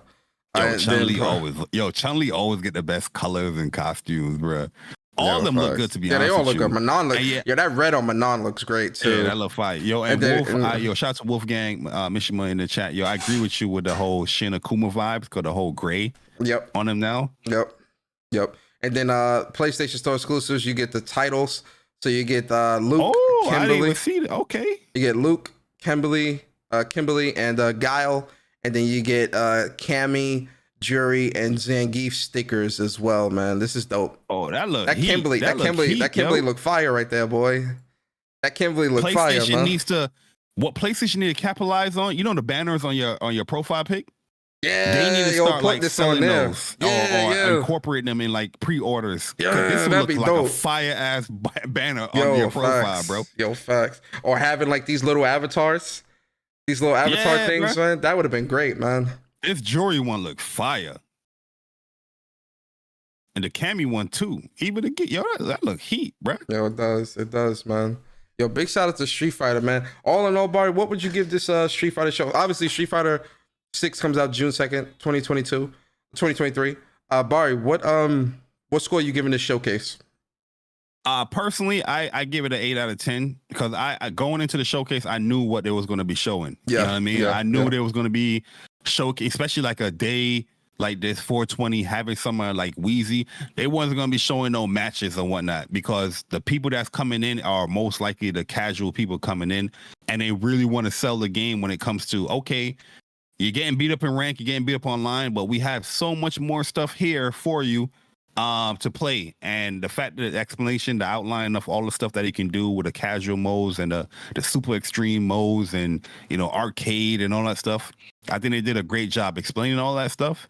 And you know, personally, I wasn't super interested in what they were showing per se, but overall I think they executed the showcase well, so I give it an 8 out of 10. Yeah, I'm around the same ballpark, 8 out of 10. I would have wanted a real demo, a real beta, open beta, but obviously Crack Boys, yeah. so Yeah, the Crack Boys killed that. we can't get that. But And I there's no played the denying demo that for a too. little Like, bit. it's not like a, you know, a theory or nothing. No, that's the fact. They killed that. yeah, so Bari, who gonna be your main? You sticking with Jamie out the gate? Oh yeah, Jamie. Jamie? I'm sticking with Jamie. I'm still Okay. interested in Lily as well. Manon, I'm interested in. Yeah. But yeah, Jamie. I feel like Jamie, you're not gonna be dipping your toe in multiple characters with that type of character. You know what I mean? There's a lot you of got nuances to with that focus. character. So Yeah. I think I'm sticking with Kimberly. I might go Lily or Kimberly first. yo, I really see you sticking with Kimberly, or you might go to Marissa. Yo, I think Marissa's definitely like that's a bruiser type like persona. You try to be cheap with people. Type of Yo, character. chill. But yo, Bari, let's move on, man. So Bari, shout out to Yuri Lowenthal, man. He's the voice actor and the mocap actor for Spider-Man 2. And he was doing an Ask Me Anything or an AMA on Homestead Arcania, which is he's the voice actor for that show. He's the voice of Huckleberry the cat. And so this is on Reddit, courtesy of Reddit. And so one of the things that was confirmed that he confirmed as well was that somebody asked him, "Are you doing motion capture? Are you doing motion capture for Spider-Man 2?" And he confirmed, "Yep, all done." Yo, shout out to the PlayStation Nation real quick, persona, man. They said, fuck this Homestead Arcania. I'm gonna ask you a question. We want to see you about Spider-Man 2. Fuck about the Homestead Arcania. yo, they got the whole explanation of like what this Reddit and what this post is about. They say, yo, forget all of that, bro. Yo, for real. Are you done with motion capture? It's like, yo, Spider-Man I'm telling 2? you, people are clamoring for Spider-Man 2. They are clamoring for this game, man. So, you know, it's no surprise that people are just like, yo, where we at with this, man? Like, what's up? What's going on? They don't care, man. They don't care. What that Spider-Man 2 hitting for, bro? Yo, facts, yo. I respect him answering straight up. I respect him, be like, yeah, we all done. Are you segueing to Insomniac as well? What about Insomniac? Bro, so let's go and finish your thought on Yuri Lowenfeld, and we'll segue into Insomniac because it deals with Spider-Man 2 as well. Oh yeah, you talking about the whole fall, the tweet.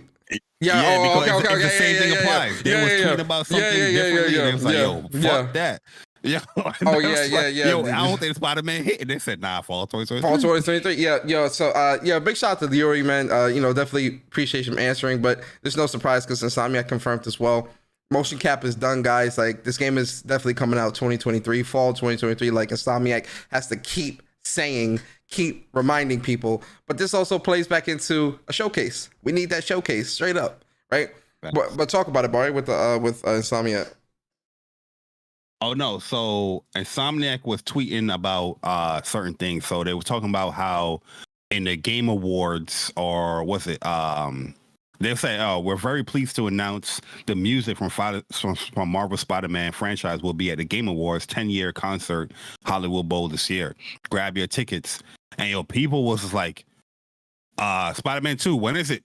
Insomniac is like 2023. Somebody was asking, that was doubtful. It was like, I don't think this game is coming out this year. There's no new gameplay and nothing. And Insomniac, they'd be having their cheeky remarks or whatever. I was like, hey, well, that's what you think. But fall 2023, that's when the game is coming out. And I'm just like, yo, man, seeing the Yuri information and then seeing this is like, it goes in hand. Like it intertwines with each other. I'm just like, all we need, Persona, once again, showcase. The circle of PlayStation.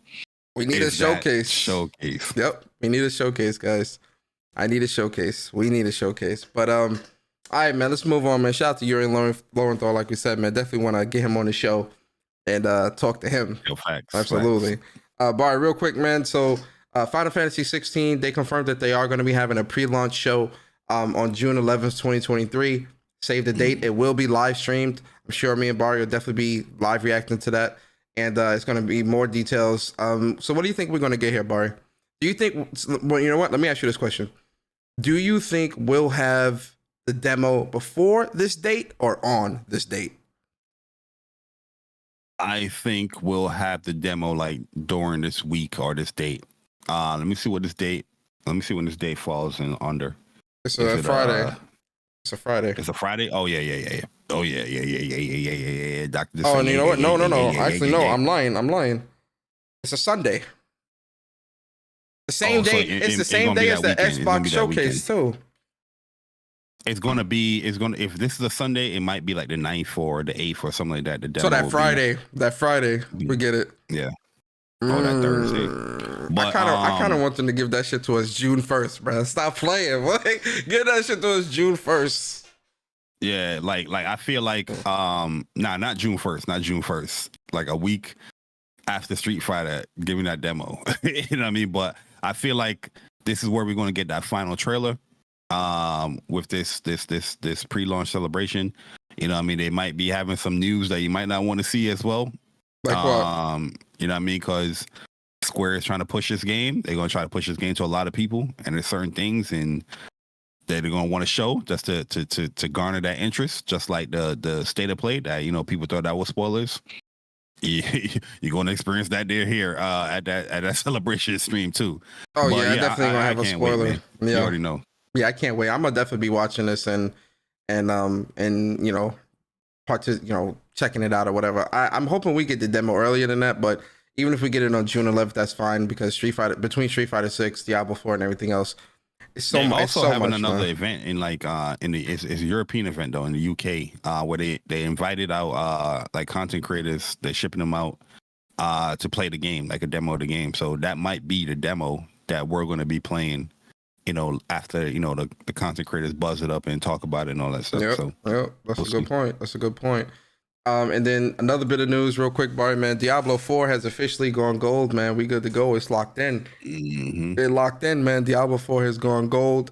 So Lilith is coming for you on June 2nd if you pre-ordered the Ultimate Edition. That's a badass picture. If you haven't, so June 2nd, the early edition of Diablo 4 releases for people who pre-ordered the Ultimate Edition of the game. If you didn't pre-order the Ultimate Edition of the game, the official release date of Diablo 4 is June 6th. So ain't that the same day as Street Fighter? June 2nd is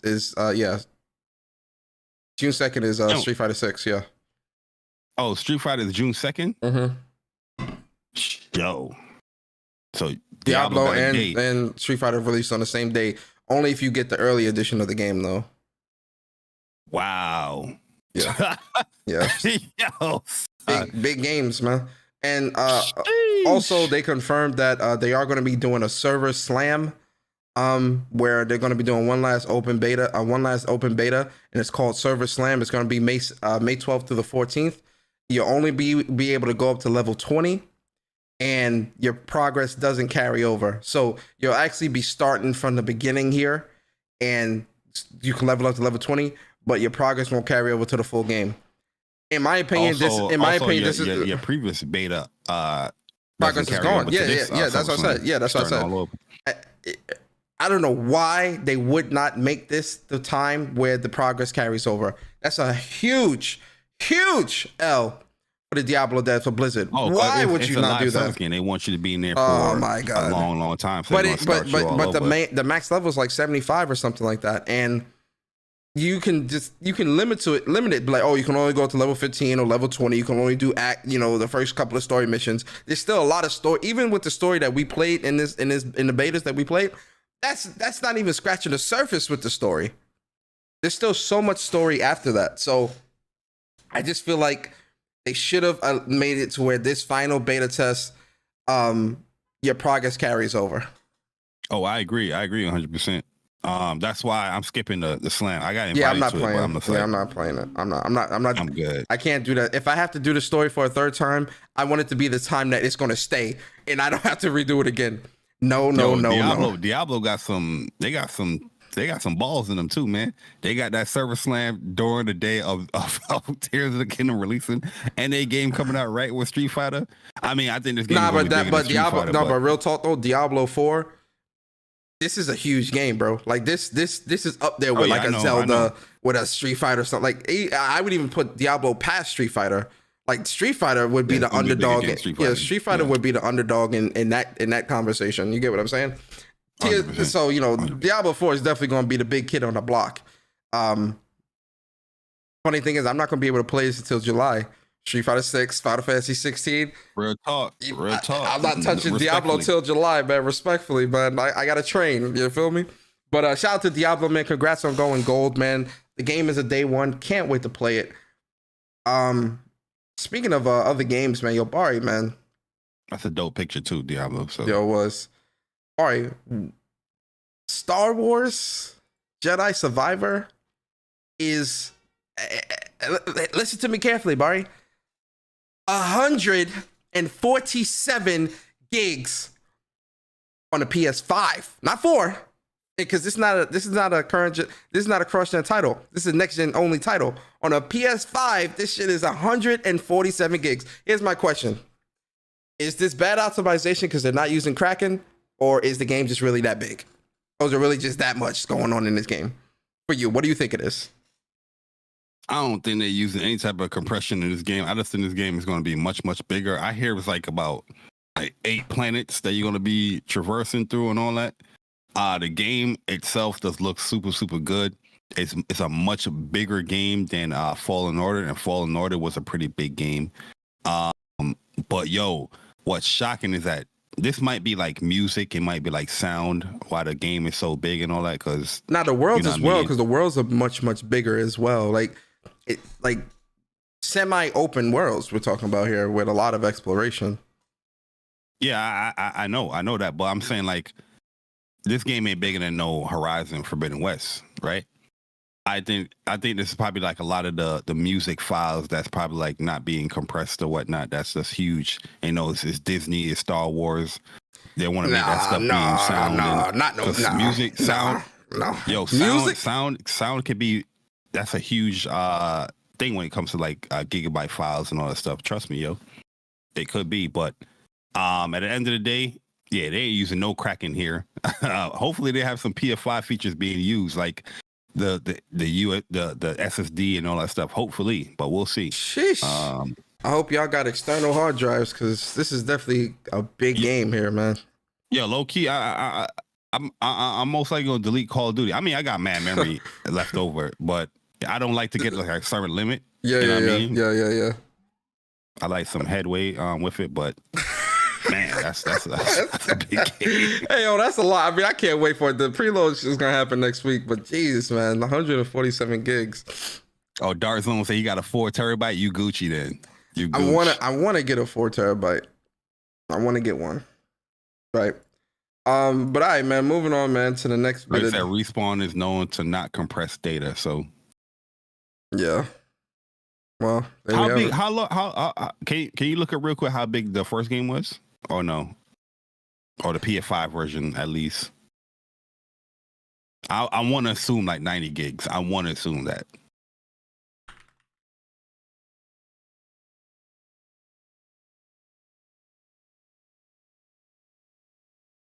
Because normally the big games that's out here is around that size, that file size, like 85, 90, 100. God of War was like 70 something, I think, right? 55, Horizon, I know 55 gigs. Oh, for the PS5 version? Yeah. Woo, so 100. That's crazy. That's crazy. Woo!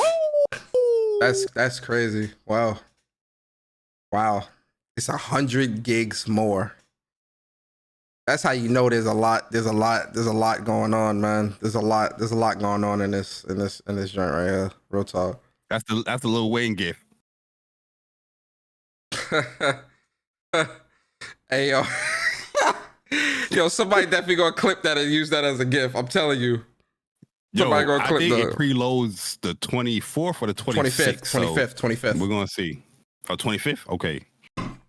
But moving on, man. Bari, the only reason we're talking about this because they're not a part of Xbox anymore. So we're gonna touch on it real quick, right? But Joseph Staten, he has left Microsoft, and he announced where he's going. So he says today I'm thrilled to announce that I've joined Netflix Games as a creative director for a brand new AAA multi-platform game and original IP. Oh, so he went detailed. Yeah. Oh, this job was cooking for a long time, because just to come on in, somebody he's working on a brand new AAA multi-platform original IP game from Netflix. Yep. Woo! Listen, you're gonna have to sell that game. Yeah. You know what I mean? The fact that it's coming from Netflix just kind of blows my Netflix mind, man. funding it. Netflix is funding it. I want to see who are the developers that's a part of it. All right, you got Joseph Staten. What did he give his creative director at Netflix game? Yeah, Okay, he's creative director. So he's a creative director at this new game. I want to see the other developers as a part of this project. Yeah, Netflix is just the bread. They're just the money. I doubt they're going to have any say so. I was like, oh, you better turn the story here. You know what it could be? Why wouldn't they? They own this damn studio. Why wouldn't they? Or they're funding the project. They absolutely will have say so in that, I think. Yeah, say so as far as like when it's coming out or meeting a deadline. I don't think they have like creative say so, unless it's like a Stranger Things type game or something. You know what I mean? Maybe they'll have, if it's like something that's a part of their original films or shows. Mm-hmm. Yeah, I can see that. But yeah. I'm curious to see what's going on here, because man, that's a big turnaround, man. That's a fast turnaround. You left the studio last week and then you're the creative director of Netflix games. That's big. Yo, that been cooking, bro. That been cooking. Am I tripping? That been cooking. That's big. No, that's big. That's big. That's definitely big. Real talk. So, big shout out to them, man. I hope that they, big shout out to him. I hope, can't wait to see what they're working on. What you want to see from Netflix? Persona like, oh, no, bro. I'll be honest with you. I don't know what I want to see from these people, man, because I never expected Netflix to get into gaming, so I can't even really speak to what I want to see from them. Hey, real talk, I don't know what I want to see from them. No bullshit. I don't know. I'm going to like kind of take the back seat on this and take a wait and see approach. Like, I'm gonna wait and see what they put out. We'll see. I think we're gonna have a long wait too. Oh yeah, this is like 3 years at minimum. Mm-hmm. This is easily 3 years at minimum. But congrats to him, man. Can't wait to see what they're working on. Bari, you got a hat on. It's not a tinfoil hat, but you got a hat on, right? We need to put on your metaphorical tinfoil hat, Bari, because we going down a rumor lane, man. We are going down rumor lane. We're gonna talk about, shout out to Jeff Grubb, man. Rumors. Grub snacks. Oh. Talk about Grub snacks. Shout out to Jeff Grubb, man. Jeff Grubb was a part of the show too. He man. was early in WUPS. Early in the WUPS days. We gotta get him back on the show, man. We gotta hit him up. Say, yo, Grubb, come through, man. Maybe closer to when the showcase happens, we could get him on like the weekend before, whatever it does. But Jeff Grubb, man, he on his show, Grubb on a his I can't talk. His Games Mess Giant Bomb show. Jeff Grubb said it's safe to say that a PlayStation showcase will happen in May, but definitely before Summer Game Fest. Now, guys, I know the insiders don't got the best of light right now. And I know people. Hold on. He been pretty on point. That's why I'm even entertaining this, because Grubb has been one of the more consistent insiders, right? But I know there have been a lot of people telling you guys, so the showcase is happening this, the showcase is happening here, the showcase is happening with this. I'm only entertaining this because it's Grubb. Shout out to Jeff Grubb, though. Bari. Let's entertain it. Guys, this is, take it with a grain of salt. Listen, we've been taking so many grains of salt. We all got high blood pressure right now. But Bari, we're taking this with a grain of salt. But Bari, let's play around with this news, right? So, Grubb is saying, showcase in May. It will likely happen. It's safe to say. He's saying it's safe to say it's happening in May, Bari. Talk to me. When you think it's gonna happen, man? I'm looking at my calendar right now, man. I'm looking at the calendar right now, right? Next week is the last week of April. I pull up a camera. Yeah, I mean, pull up a calendar. Let's see, right? So what most likely coming out for PlayStation in May? Nothing, right? Okay.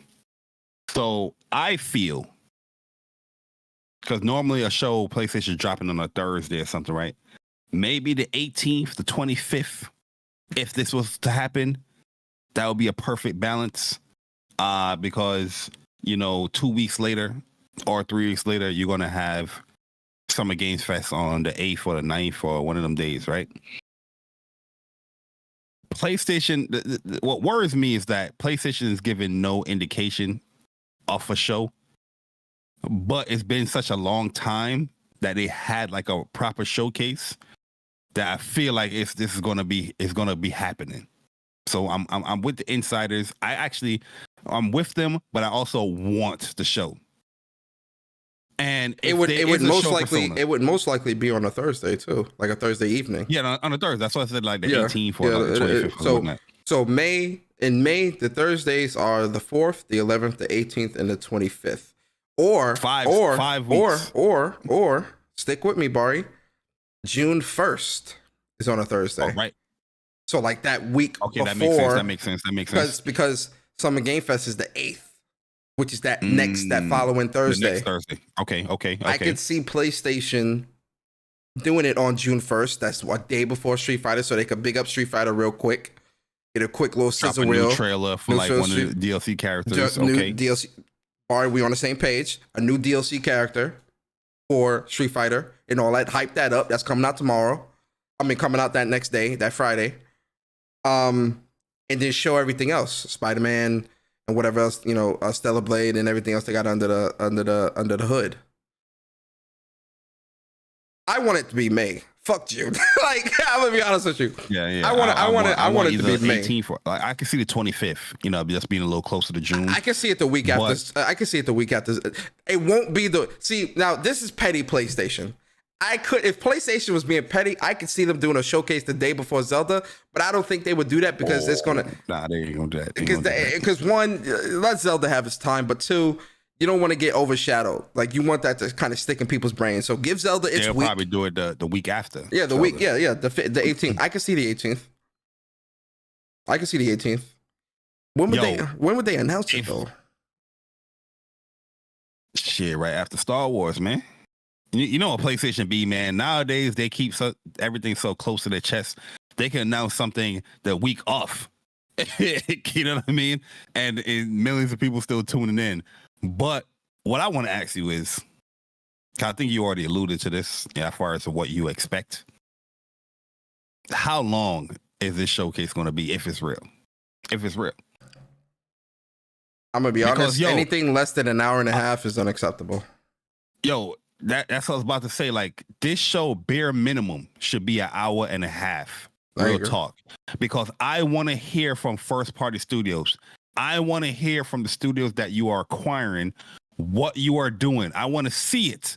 So, you know what I mean? Yeah, I get the whole gameplay. I'm all for that PlayStation. But we need a talk. We need a talk with first party as well.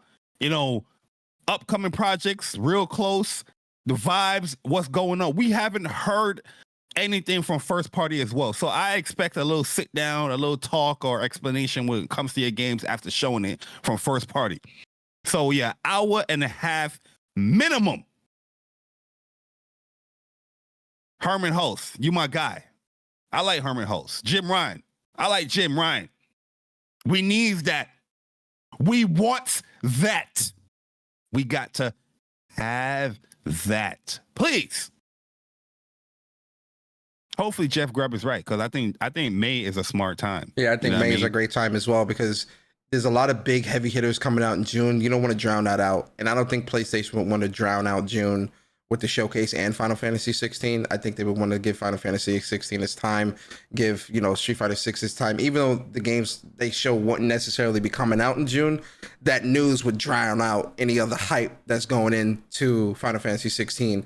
So Final Fantasy 16 has the pre-show the 11th, and then that following week the game is releasing. I can see them straight up like, you know what, let's get May, get it out the way, and then June could be Summer Game Fest, all the big releases, and go from there. Because if when PlayStation does the showcase, and we know they're going to knock it out the park, that's all people are going to be talking about throughout the whole summer, because they definitely going to show Spider-Man 2 gameplay. So people are going to be breaking that down, constantly talking about it, rewatching it and stuff like that. Factions, they're going to show Factions, go into a deep dive with that.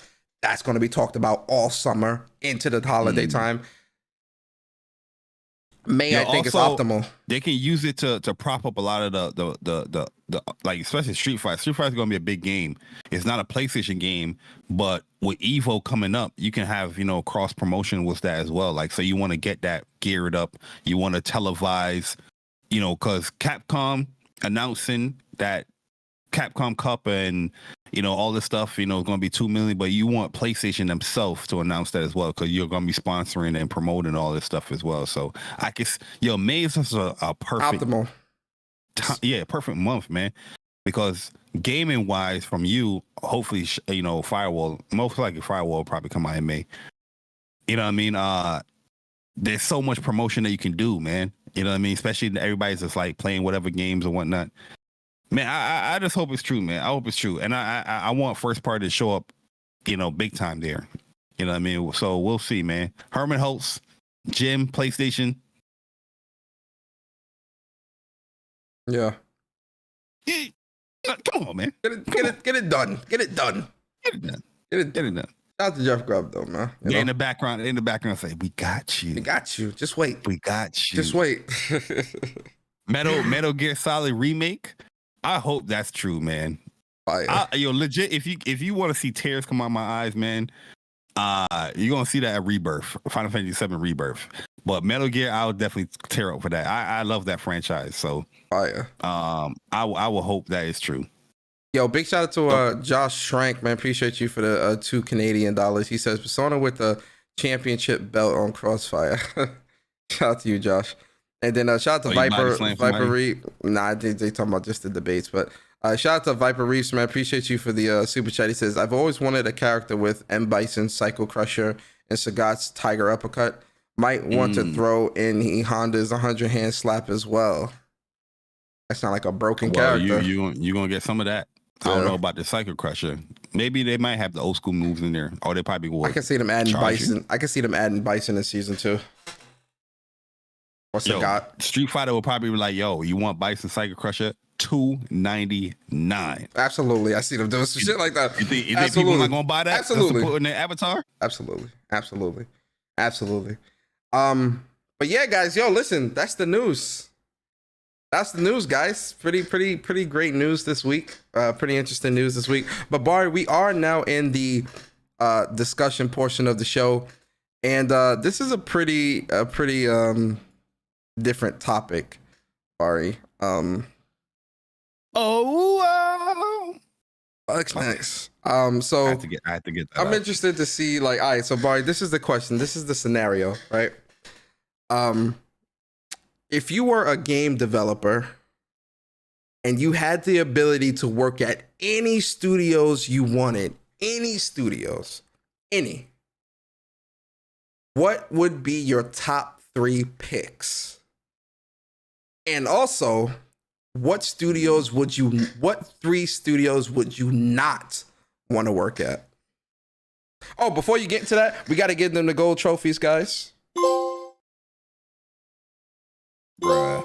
We got to get the gold. That latter half of that question. Shout out to the gold trophies, man. Shout out to the gold trophies. If y'all made it this far, man, enjoy the trophies. We appreciate y'all. So, Bari, top 3 studios you would want to work at as a developer, and top 3 studios you would not want to work at as a developer. Oh, man. So, all right. Top 3 studios I would love to work at. Insomniac Games. I like the vibe of what they're doing. I like how they run their social media platforms. It does seem like it's going to be a fun, good time. And I feel like you're going to get a lot of support and help, especially if you're lacking in something. You know what I mean? The vibes over there just looks like it's going to be a grandiose time. Mm-hmm. So that's number 1 off rip. 2, Sucker Punch.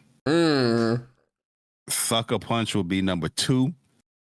For me, the same thing. Sucker Punch, they're a little bit more low key, but I feel like with Nate Fox and everybody, I just feel like I'm going to have I'm having fun working what I'm doing. You know what I mean? Same rules apply with Insomniac, but a little bit more low key over there at Sucker Punch. Number 3, a new studio that has propped up. Deviation Games. You know what I mean? I want to be a consultant. Yes, sir. I want to talk to y'all about a few things. And you know what I mean? I think that would be a dope time. You know what I mean? First person shooters, COD like games is something that we play a lot in. And it's, incorporating, my thoughts and opinions towards a game or whatnot from them. They understand my vibe. I think we'll definitely mesh well together with those. So those are going to be my top 3 that I will work for. Okay, we'll get to the top 3 you won't work for. Let me get my top 3. Yeah. Save that one because That's a conversation. You messy for that, but go ahead. All right, so for me, my top 3 studios that I would love to work at if I was ever a developer, number 1 is Insomniac. Insomniac, in my opinion, is the most efficient developer in the industry right now. I've never seen a work output like what Insomniac does and it be so efficient, the work be so high quality, and it's in high quantity as well. When you look at the time from they put Spider-Man 2 out to when they were acquired by PlayStation to now, they've already put out 3 projects and have 2 other projects in the pipeline. Incredible. They're cooking. Incredible. Cooking. Yeah. The work ethic, the quality, the Insomniac right now is in my opinion the best, the most efficient game studio in all of the industry right now. Like, respectfully, shout out to Insomniac. My second studio would be Sony Santa Monica. I'm a big fan of Cory Barlog and now a big fan of Eric Williams with Ragnarok 2.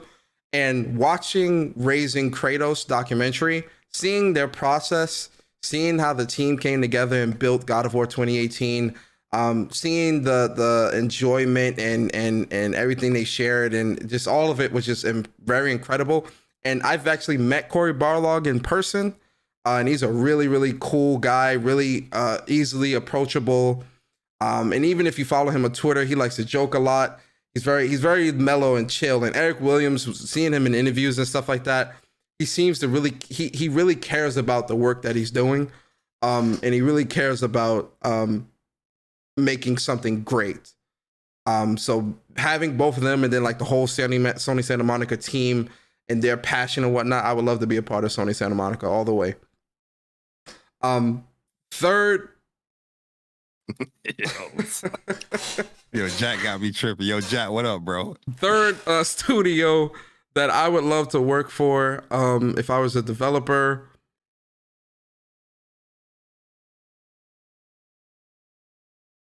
Come on, Persona, let it out. I'm gonna say, yo, give me a second, brother. Give me a second. Let it out, man. You contemplating over there, man. Like, yo, you in a mind kerfuffle. Let it out, bro. My third studio would be.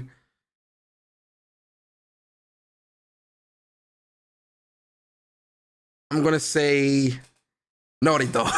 You already know. I don't know why you hesitated, bro. Hey, yo, Naughty Dog. You know I mean? Hey, yo, listen, bro, Naughty Dog. I was gonna spoil it for y'all. I was gonna spoil it for y'all, but he's out here just having. No, I was gonna say House Smart. But I gotta go with Naughty Dog, man. Yo, these dudes is legends out here in the industry. Hey, yo, these dudes is legends. Mad long, bro. Yo, these dudes is legends out here, man. These dudes is legends, man. Shout out to Neil Druckmann. Shout out to the whole Naughty Dog team. They created some of my favorite games in all of my gaming life. I love the Uncharted series. I love the Last of Us series. I love Factions 1. I can't wait for Factions 2. And they seem like a very tight-knit team. And yeah, Naughty Dog for sure. For sure, Naughty Dog. They make incredible games. Like, their attention to detail is just incredible. And they make some of the best games in the industry as well. So absolutely Naughty Dog. Those would be the three studios I absolutely would. Surprise! They're all PlayStation studios. Of course. Yeah, of course. So Bari. We gotta get to these top 3 studios you would not, as a developer, Bari. What are the top 3 studios you would not want to work at? And be honest.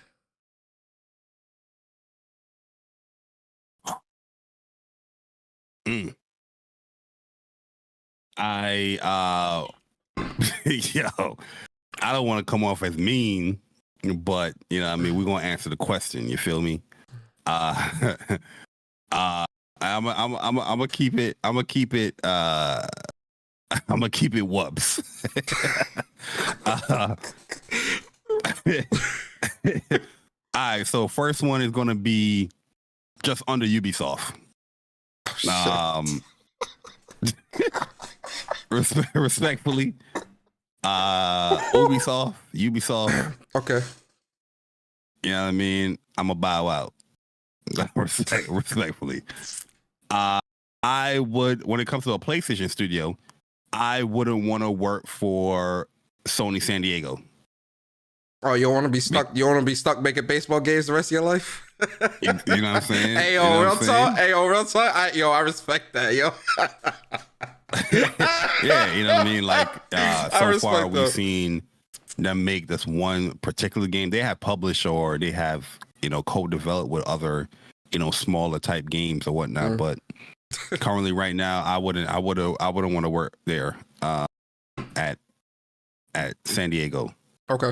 Until we start seeing, you know, different stuff. And I wouldn't want to work for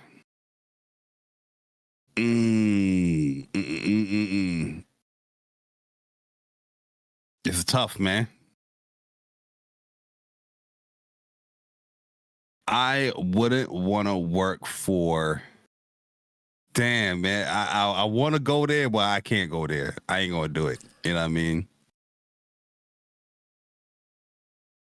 Yeah, I will put EA up there. No, you know what? No, not EA. Rockstar. I wouldn't want to work for Rockstar. Really? Why Rockstar? I feel like they're great developers, great studios. So I'm not. This is no slight at them. It's just the type of game that they create. I wouldn't want to do that doing that for 6 years at a time or 7 years at a time or 9 years at a time. You know what I mean? Because the pressure that of the type of game that they're creating is so large that, the development is so long. You know what I mean? Okay. So I wouldn't want to work for Rockstar. Okay. Got you. Okay. Not saying that they're bad. Not saying that none of these studios are bad or whatnot. I'm just saying like the type of stuff or probably the environment or the type of games they create, I wouldn't want to do it. Yeah. Okay. Fair enough. I want to hear yours. I'll keep it WUPS. What's that? So the first studio I wouldn't want to work at is if I was a developer, the top 3 studios, the first 3 I wouldn't want to work at least not out the gate, is Haven Studio. The reason why I say Haven is because if I'm a new developer coming into the industry and I can work anywhere, there's nothing that I've seen from Haven that lets me know that this is really a winning team just yet. Because we haven't seen anything. I see Jade Raymond. Not Jade. She is fine. I love me some Jade Raymond. I'll be there front row, front seat up in the development. No, yes, I get that. Yes, she's a very beautiful looking woman. But in terms of the team, they don't. Yo, man, this guy here. My bad. Go ahead, brother. I get where you're going, though. I just don't. They don't look like a winning team to me just yet. Yeah, I can see that they're creating great technologies and things like that, but I'm not really seeing this is it. This is the winning team. This is a winning team. This is building the next biggest thing. You feel me? So I gotta see some more. So I wouldn't do a Jade Raymond Studio. What'd he say? If you read her wiki, you shut your mouth about her. Oh, I don't know. Read her wiki. I don't know if you're talking to you or me. I'm not sure. I don't know. I'm just saying I don't need to read her wiki. I don't know what game they created. If I'm working there day one, front row, front seat. My second studio that I wouldn't want to work at. I agree with the Sony San Diego. I wouldn't want to work there either because I wouldn't want to be stuck making baseball games the rest of my life, respectfully. Because I'm not really the biggest baseball fan to begin with. So I wouldn't necessarily want to be developing baseball games or sports titles the rest of my career. I wouldn't want to do that at all. Like, not in the slightest. Respectfully. I appreciate what they do, and obviously it's a very popular title. I'm not saying that. I'm just saying, like, if I was a developer coming into the industry and I can work anywhere, like I have the choice of working anywhere, I wouldn't choose that. And then for my third studio that I wouldn't want to work at, I wouldn't want to work at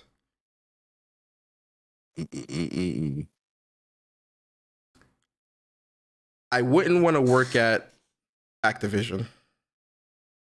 Oh, he went there. Because he went there, y'all. The Activision that I grew up on and seeing a lot of the Call of Duty games that they create and stuff like that, if I was coming into a Call of Duty team now, I don't think that my ideas would be welcome ideas to how I was growing up accustomed to making Call of Duty games. So I feel like if I was to put out ideas about what we should do when it comes to making a Call of Duty game, I don't feel like my ideas would be either heard, respected, or taken into consideration when it comes to building the next big Call of Duty game. So I don't think Activision necessarily would be a title that, a company that I would want to be a developer for in today's time. If we were talking about the Activision of old, absolutely. Now, no, not at all. Yeah, I agree. And those are my three. Studios I wouldn't want to work for. But that was an interesting topic this week, Bari. Interesting discussion. Yo, you know what's one thing we missed? Our impressions on Burning Shores. Oh, yo, you're right. Let's talk about it then. Burning Shores, the topic as well.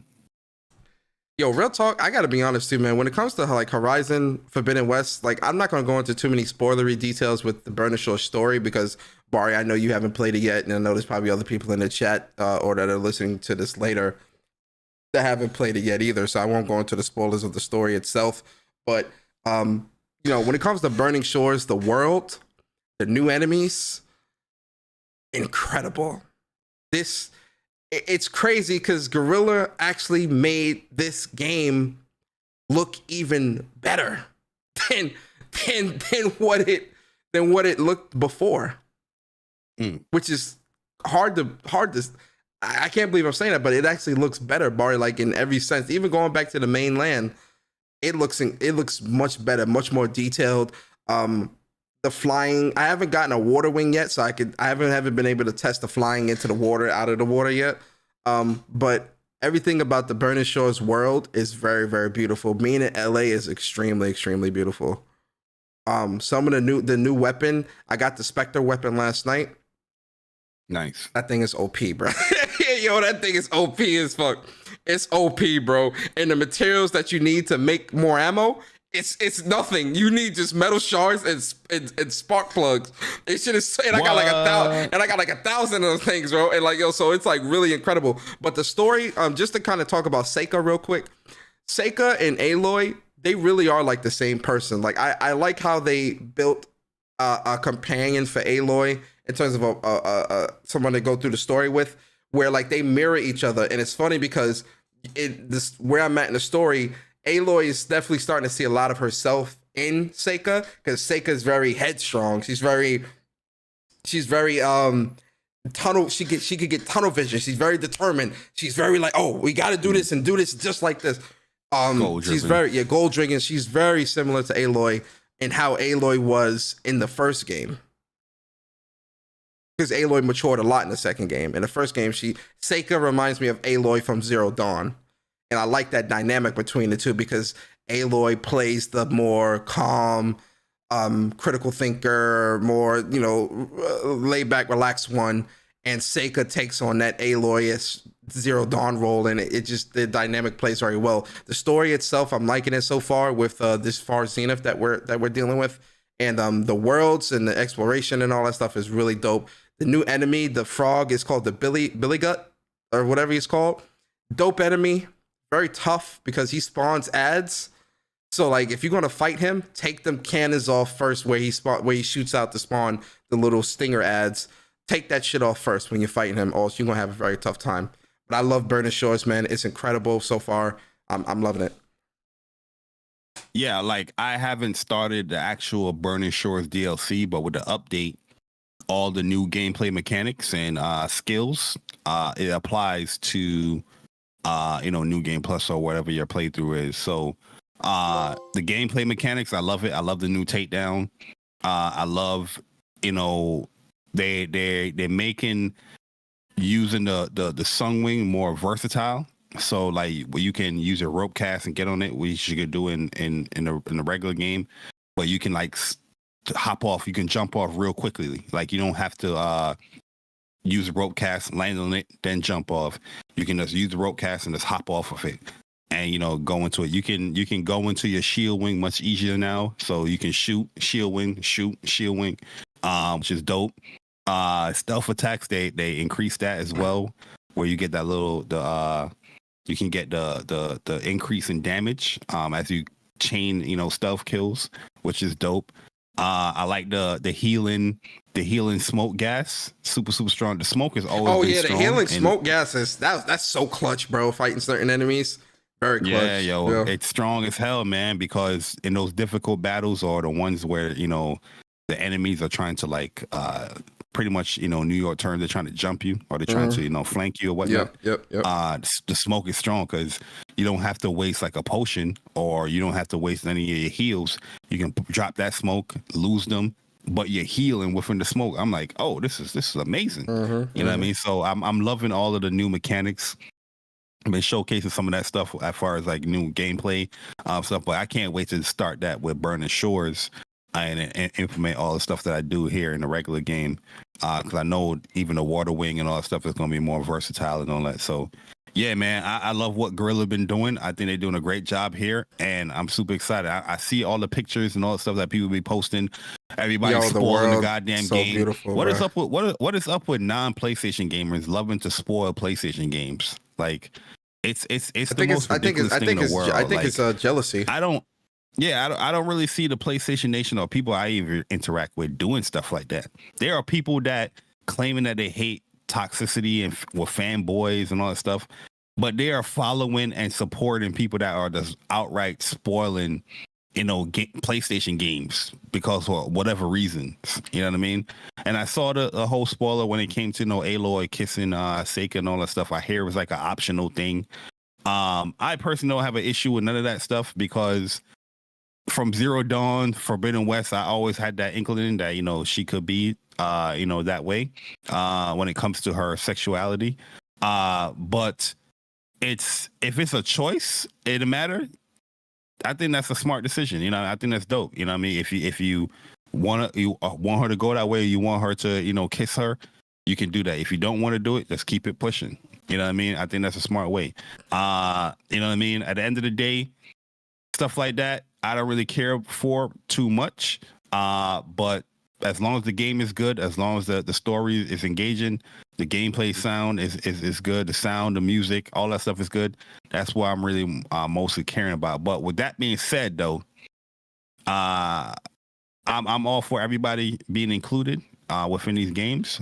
But mix it up as well. We like to see the other side of things as well when it comes to the main PlayStation characters as well. But at the end of the day, I'm not clarify that bothered at all when it comes to Aloy and her sexuality. Expand that. What do you mean by the other side in terms of what? No, like a main PlayStation character. Like I'm not somebody that is I don't even know if I can say the word because I know you can get demonetized. Let's not even go down that path. I get what you mean. Okay. I'm a heterosexual dude, I would like to see that as well when it comes to main. Got you. I got you. Like a Nathan Drake and Elena. And what's her name? Elena. Got you. You know what I mean? Okay. Yep. So I would like to see that with other main female characters with PlayStation as well. You know what I mean? But at the end of the day, that's why I wanted you to clarify because I know people would have taken that another way, just like what Dre just did in the chat. So that's why I wanted you to clarify that. Yeah, that's why I wanted you to clarify. I get all that, and I agree, 100%. So, I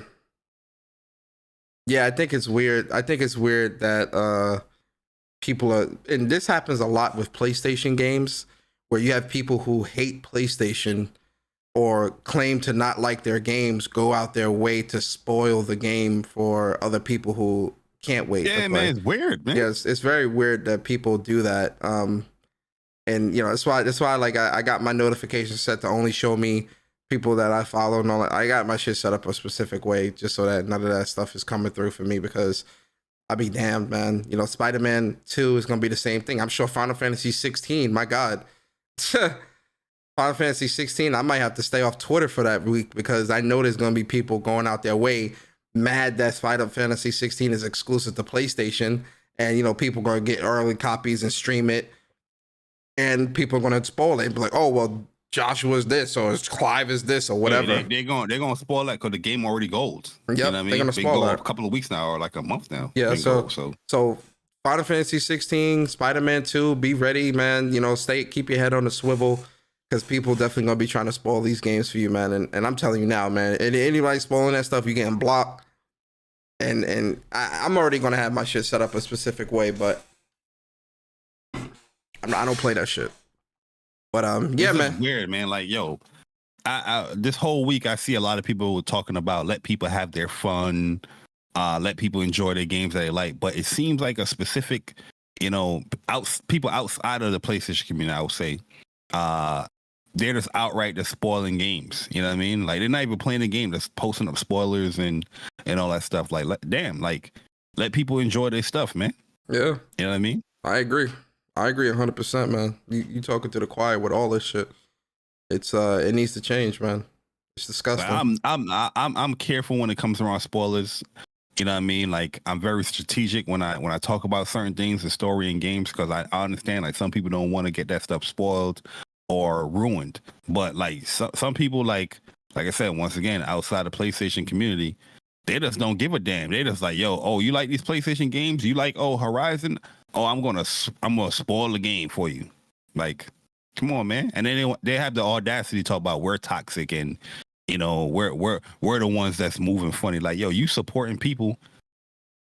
I see it. That do this outright. You don't call it out nothing. It's just weird, man. Yep. It's weird. We all know why though. But yeah, man. So those are our Burning Shores impressions, guys. Definitely let us know in the comments. How you liking Burning Shores if you've played it already. And yeah, man, we are definitely at the end of the show, guys. If you made it to the end of the show, guys, we are going to be giving you that lovely, lovely platinum trophy. Oh wait, 123 platinums. Oh, you showing off the you showing off the what's the name?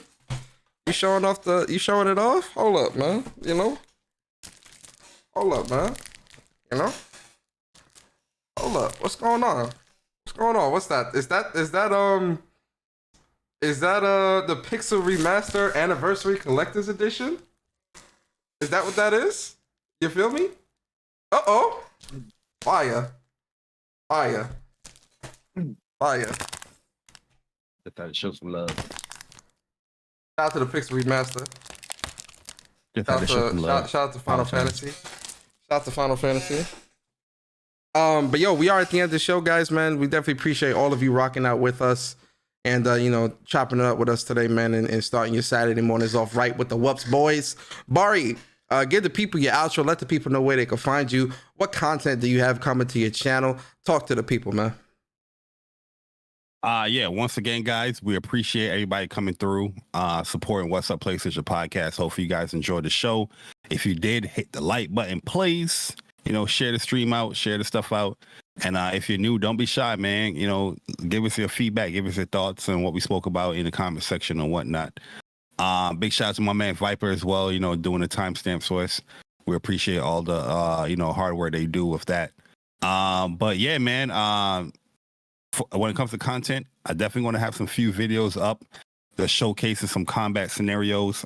I did say I was going to do the Forspoken one, and that's on the way. That's on the works as well. Just got to edit a few things as far as showcasing some stuff, where I'm going to be talking about each element and how to effectively use these elements in Forspoken and some cool stuff and some cool, juggles, opportunities and stuff like that for you guys.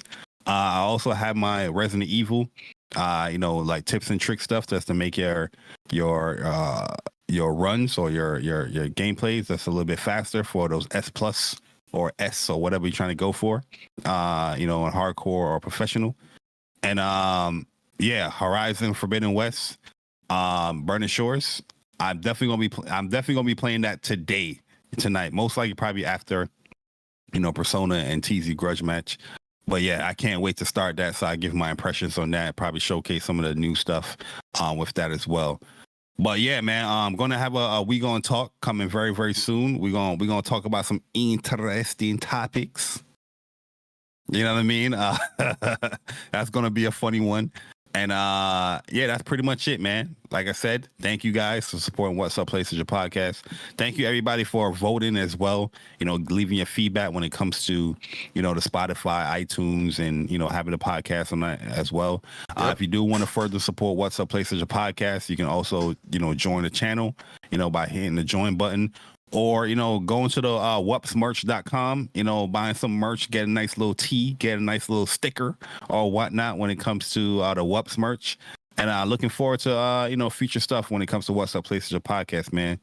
If you guys miss our interviews or if you guys miss our live reactions and stuff like that, we're going to be updating the channel as far as having a playlist being showcased in the front of the page. So if you guys want to watch, earlier shows like one with Jeff Grubb or with Colin or Sean Layden or with Danielle, you definitely can go back into a playlist and look that stuff up. Also, future guests. Oh, the lineup is going to be real for WUPS, especially gearing up for that Final Fantasy 16, that Street Fighter 6. So definitely stay tuned. If you haven't been a part of WUPS already, look out for your DMs. Your boys back on Twitter. So we're gonna try to reach out to some of the people within the community, see if they want to come on the show, and give their opinions and whatnot when it comes to the world of PlayStation and all that. So be on the lookout for that stuff, and hopefully you guys stay tuned, and hopefully you guys enjoy the future content, man. But it's your boy Jay Bari, and I'm gone. Yes, sir. Yes, sir. Yo, listen, guys. Big shout out to the bro Bari, man. It's definitely great to have him back on Twitter. You feel me? It's been a minute since he was he was on Twitter. He took a break. So it's always good to have him back. You feel me? And yeah, man, for me, you can follow me on Twitter at Persona Speaks, and you can subscribe to my YouTube channel, Gamer with Persona. What content do I have coming? When Persona Speaks and stuff like that is definitely gonna be happening.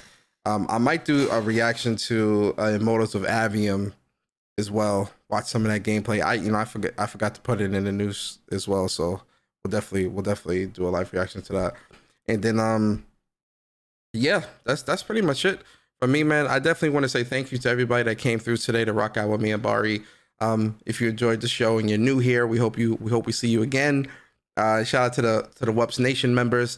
Shout out to the WUPS subscribers. Shout out to the newcomers. Shout out to everybody, man. We hope you guys have a great weekend. And don't forget, man, tonight at 5:00 Eastern, me versus TZ in a grudge match in Soul Calibur 6 1st to 10. You're not going to want to miss that, guys. It's going to be great. It's going to be hosted on Plus on Block YouTube channel. The link to their channel is in the description. 5:00 Eastern. You're not going to want to miss that, guys. It's going to be very entertaining, very fun, and it's gaming, so definitely come through for that. And then yeah, man, that's pretty much it. We appreciate y'all so much, man. Always remember, guys, What's Up PlayStation Podcast is a podcast for the community, by the community, and we'll see you guys next Saturday, same time, same place, same crew, the WUPS crew. And you guys have a great afternoon and enjoy your weekend. Be safe. Peace.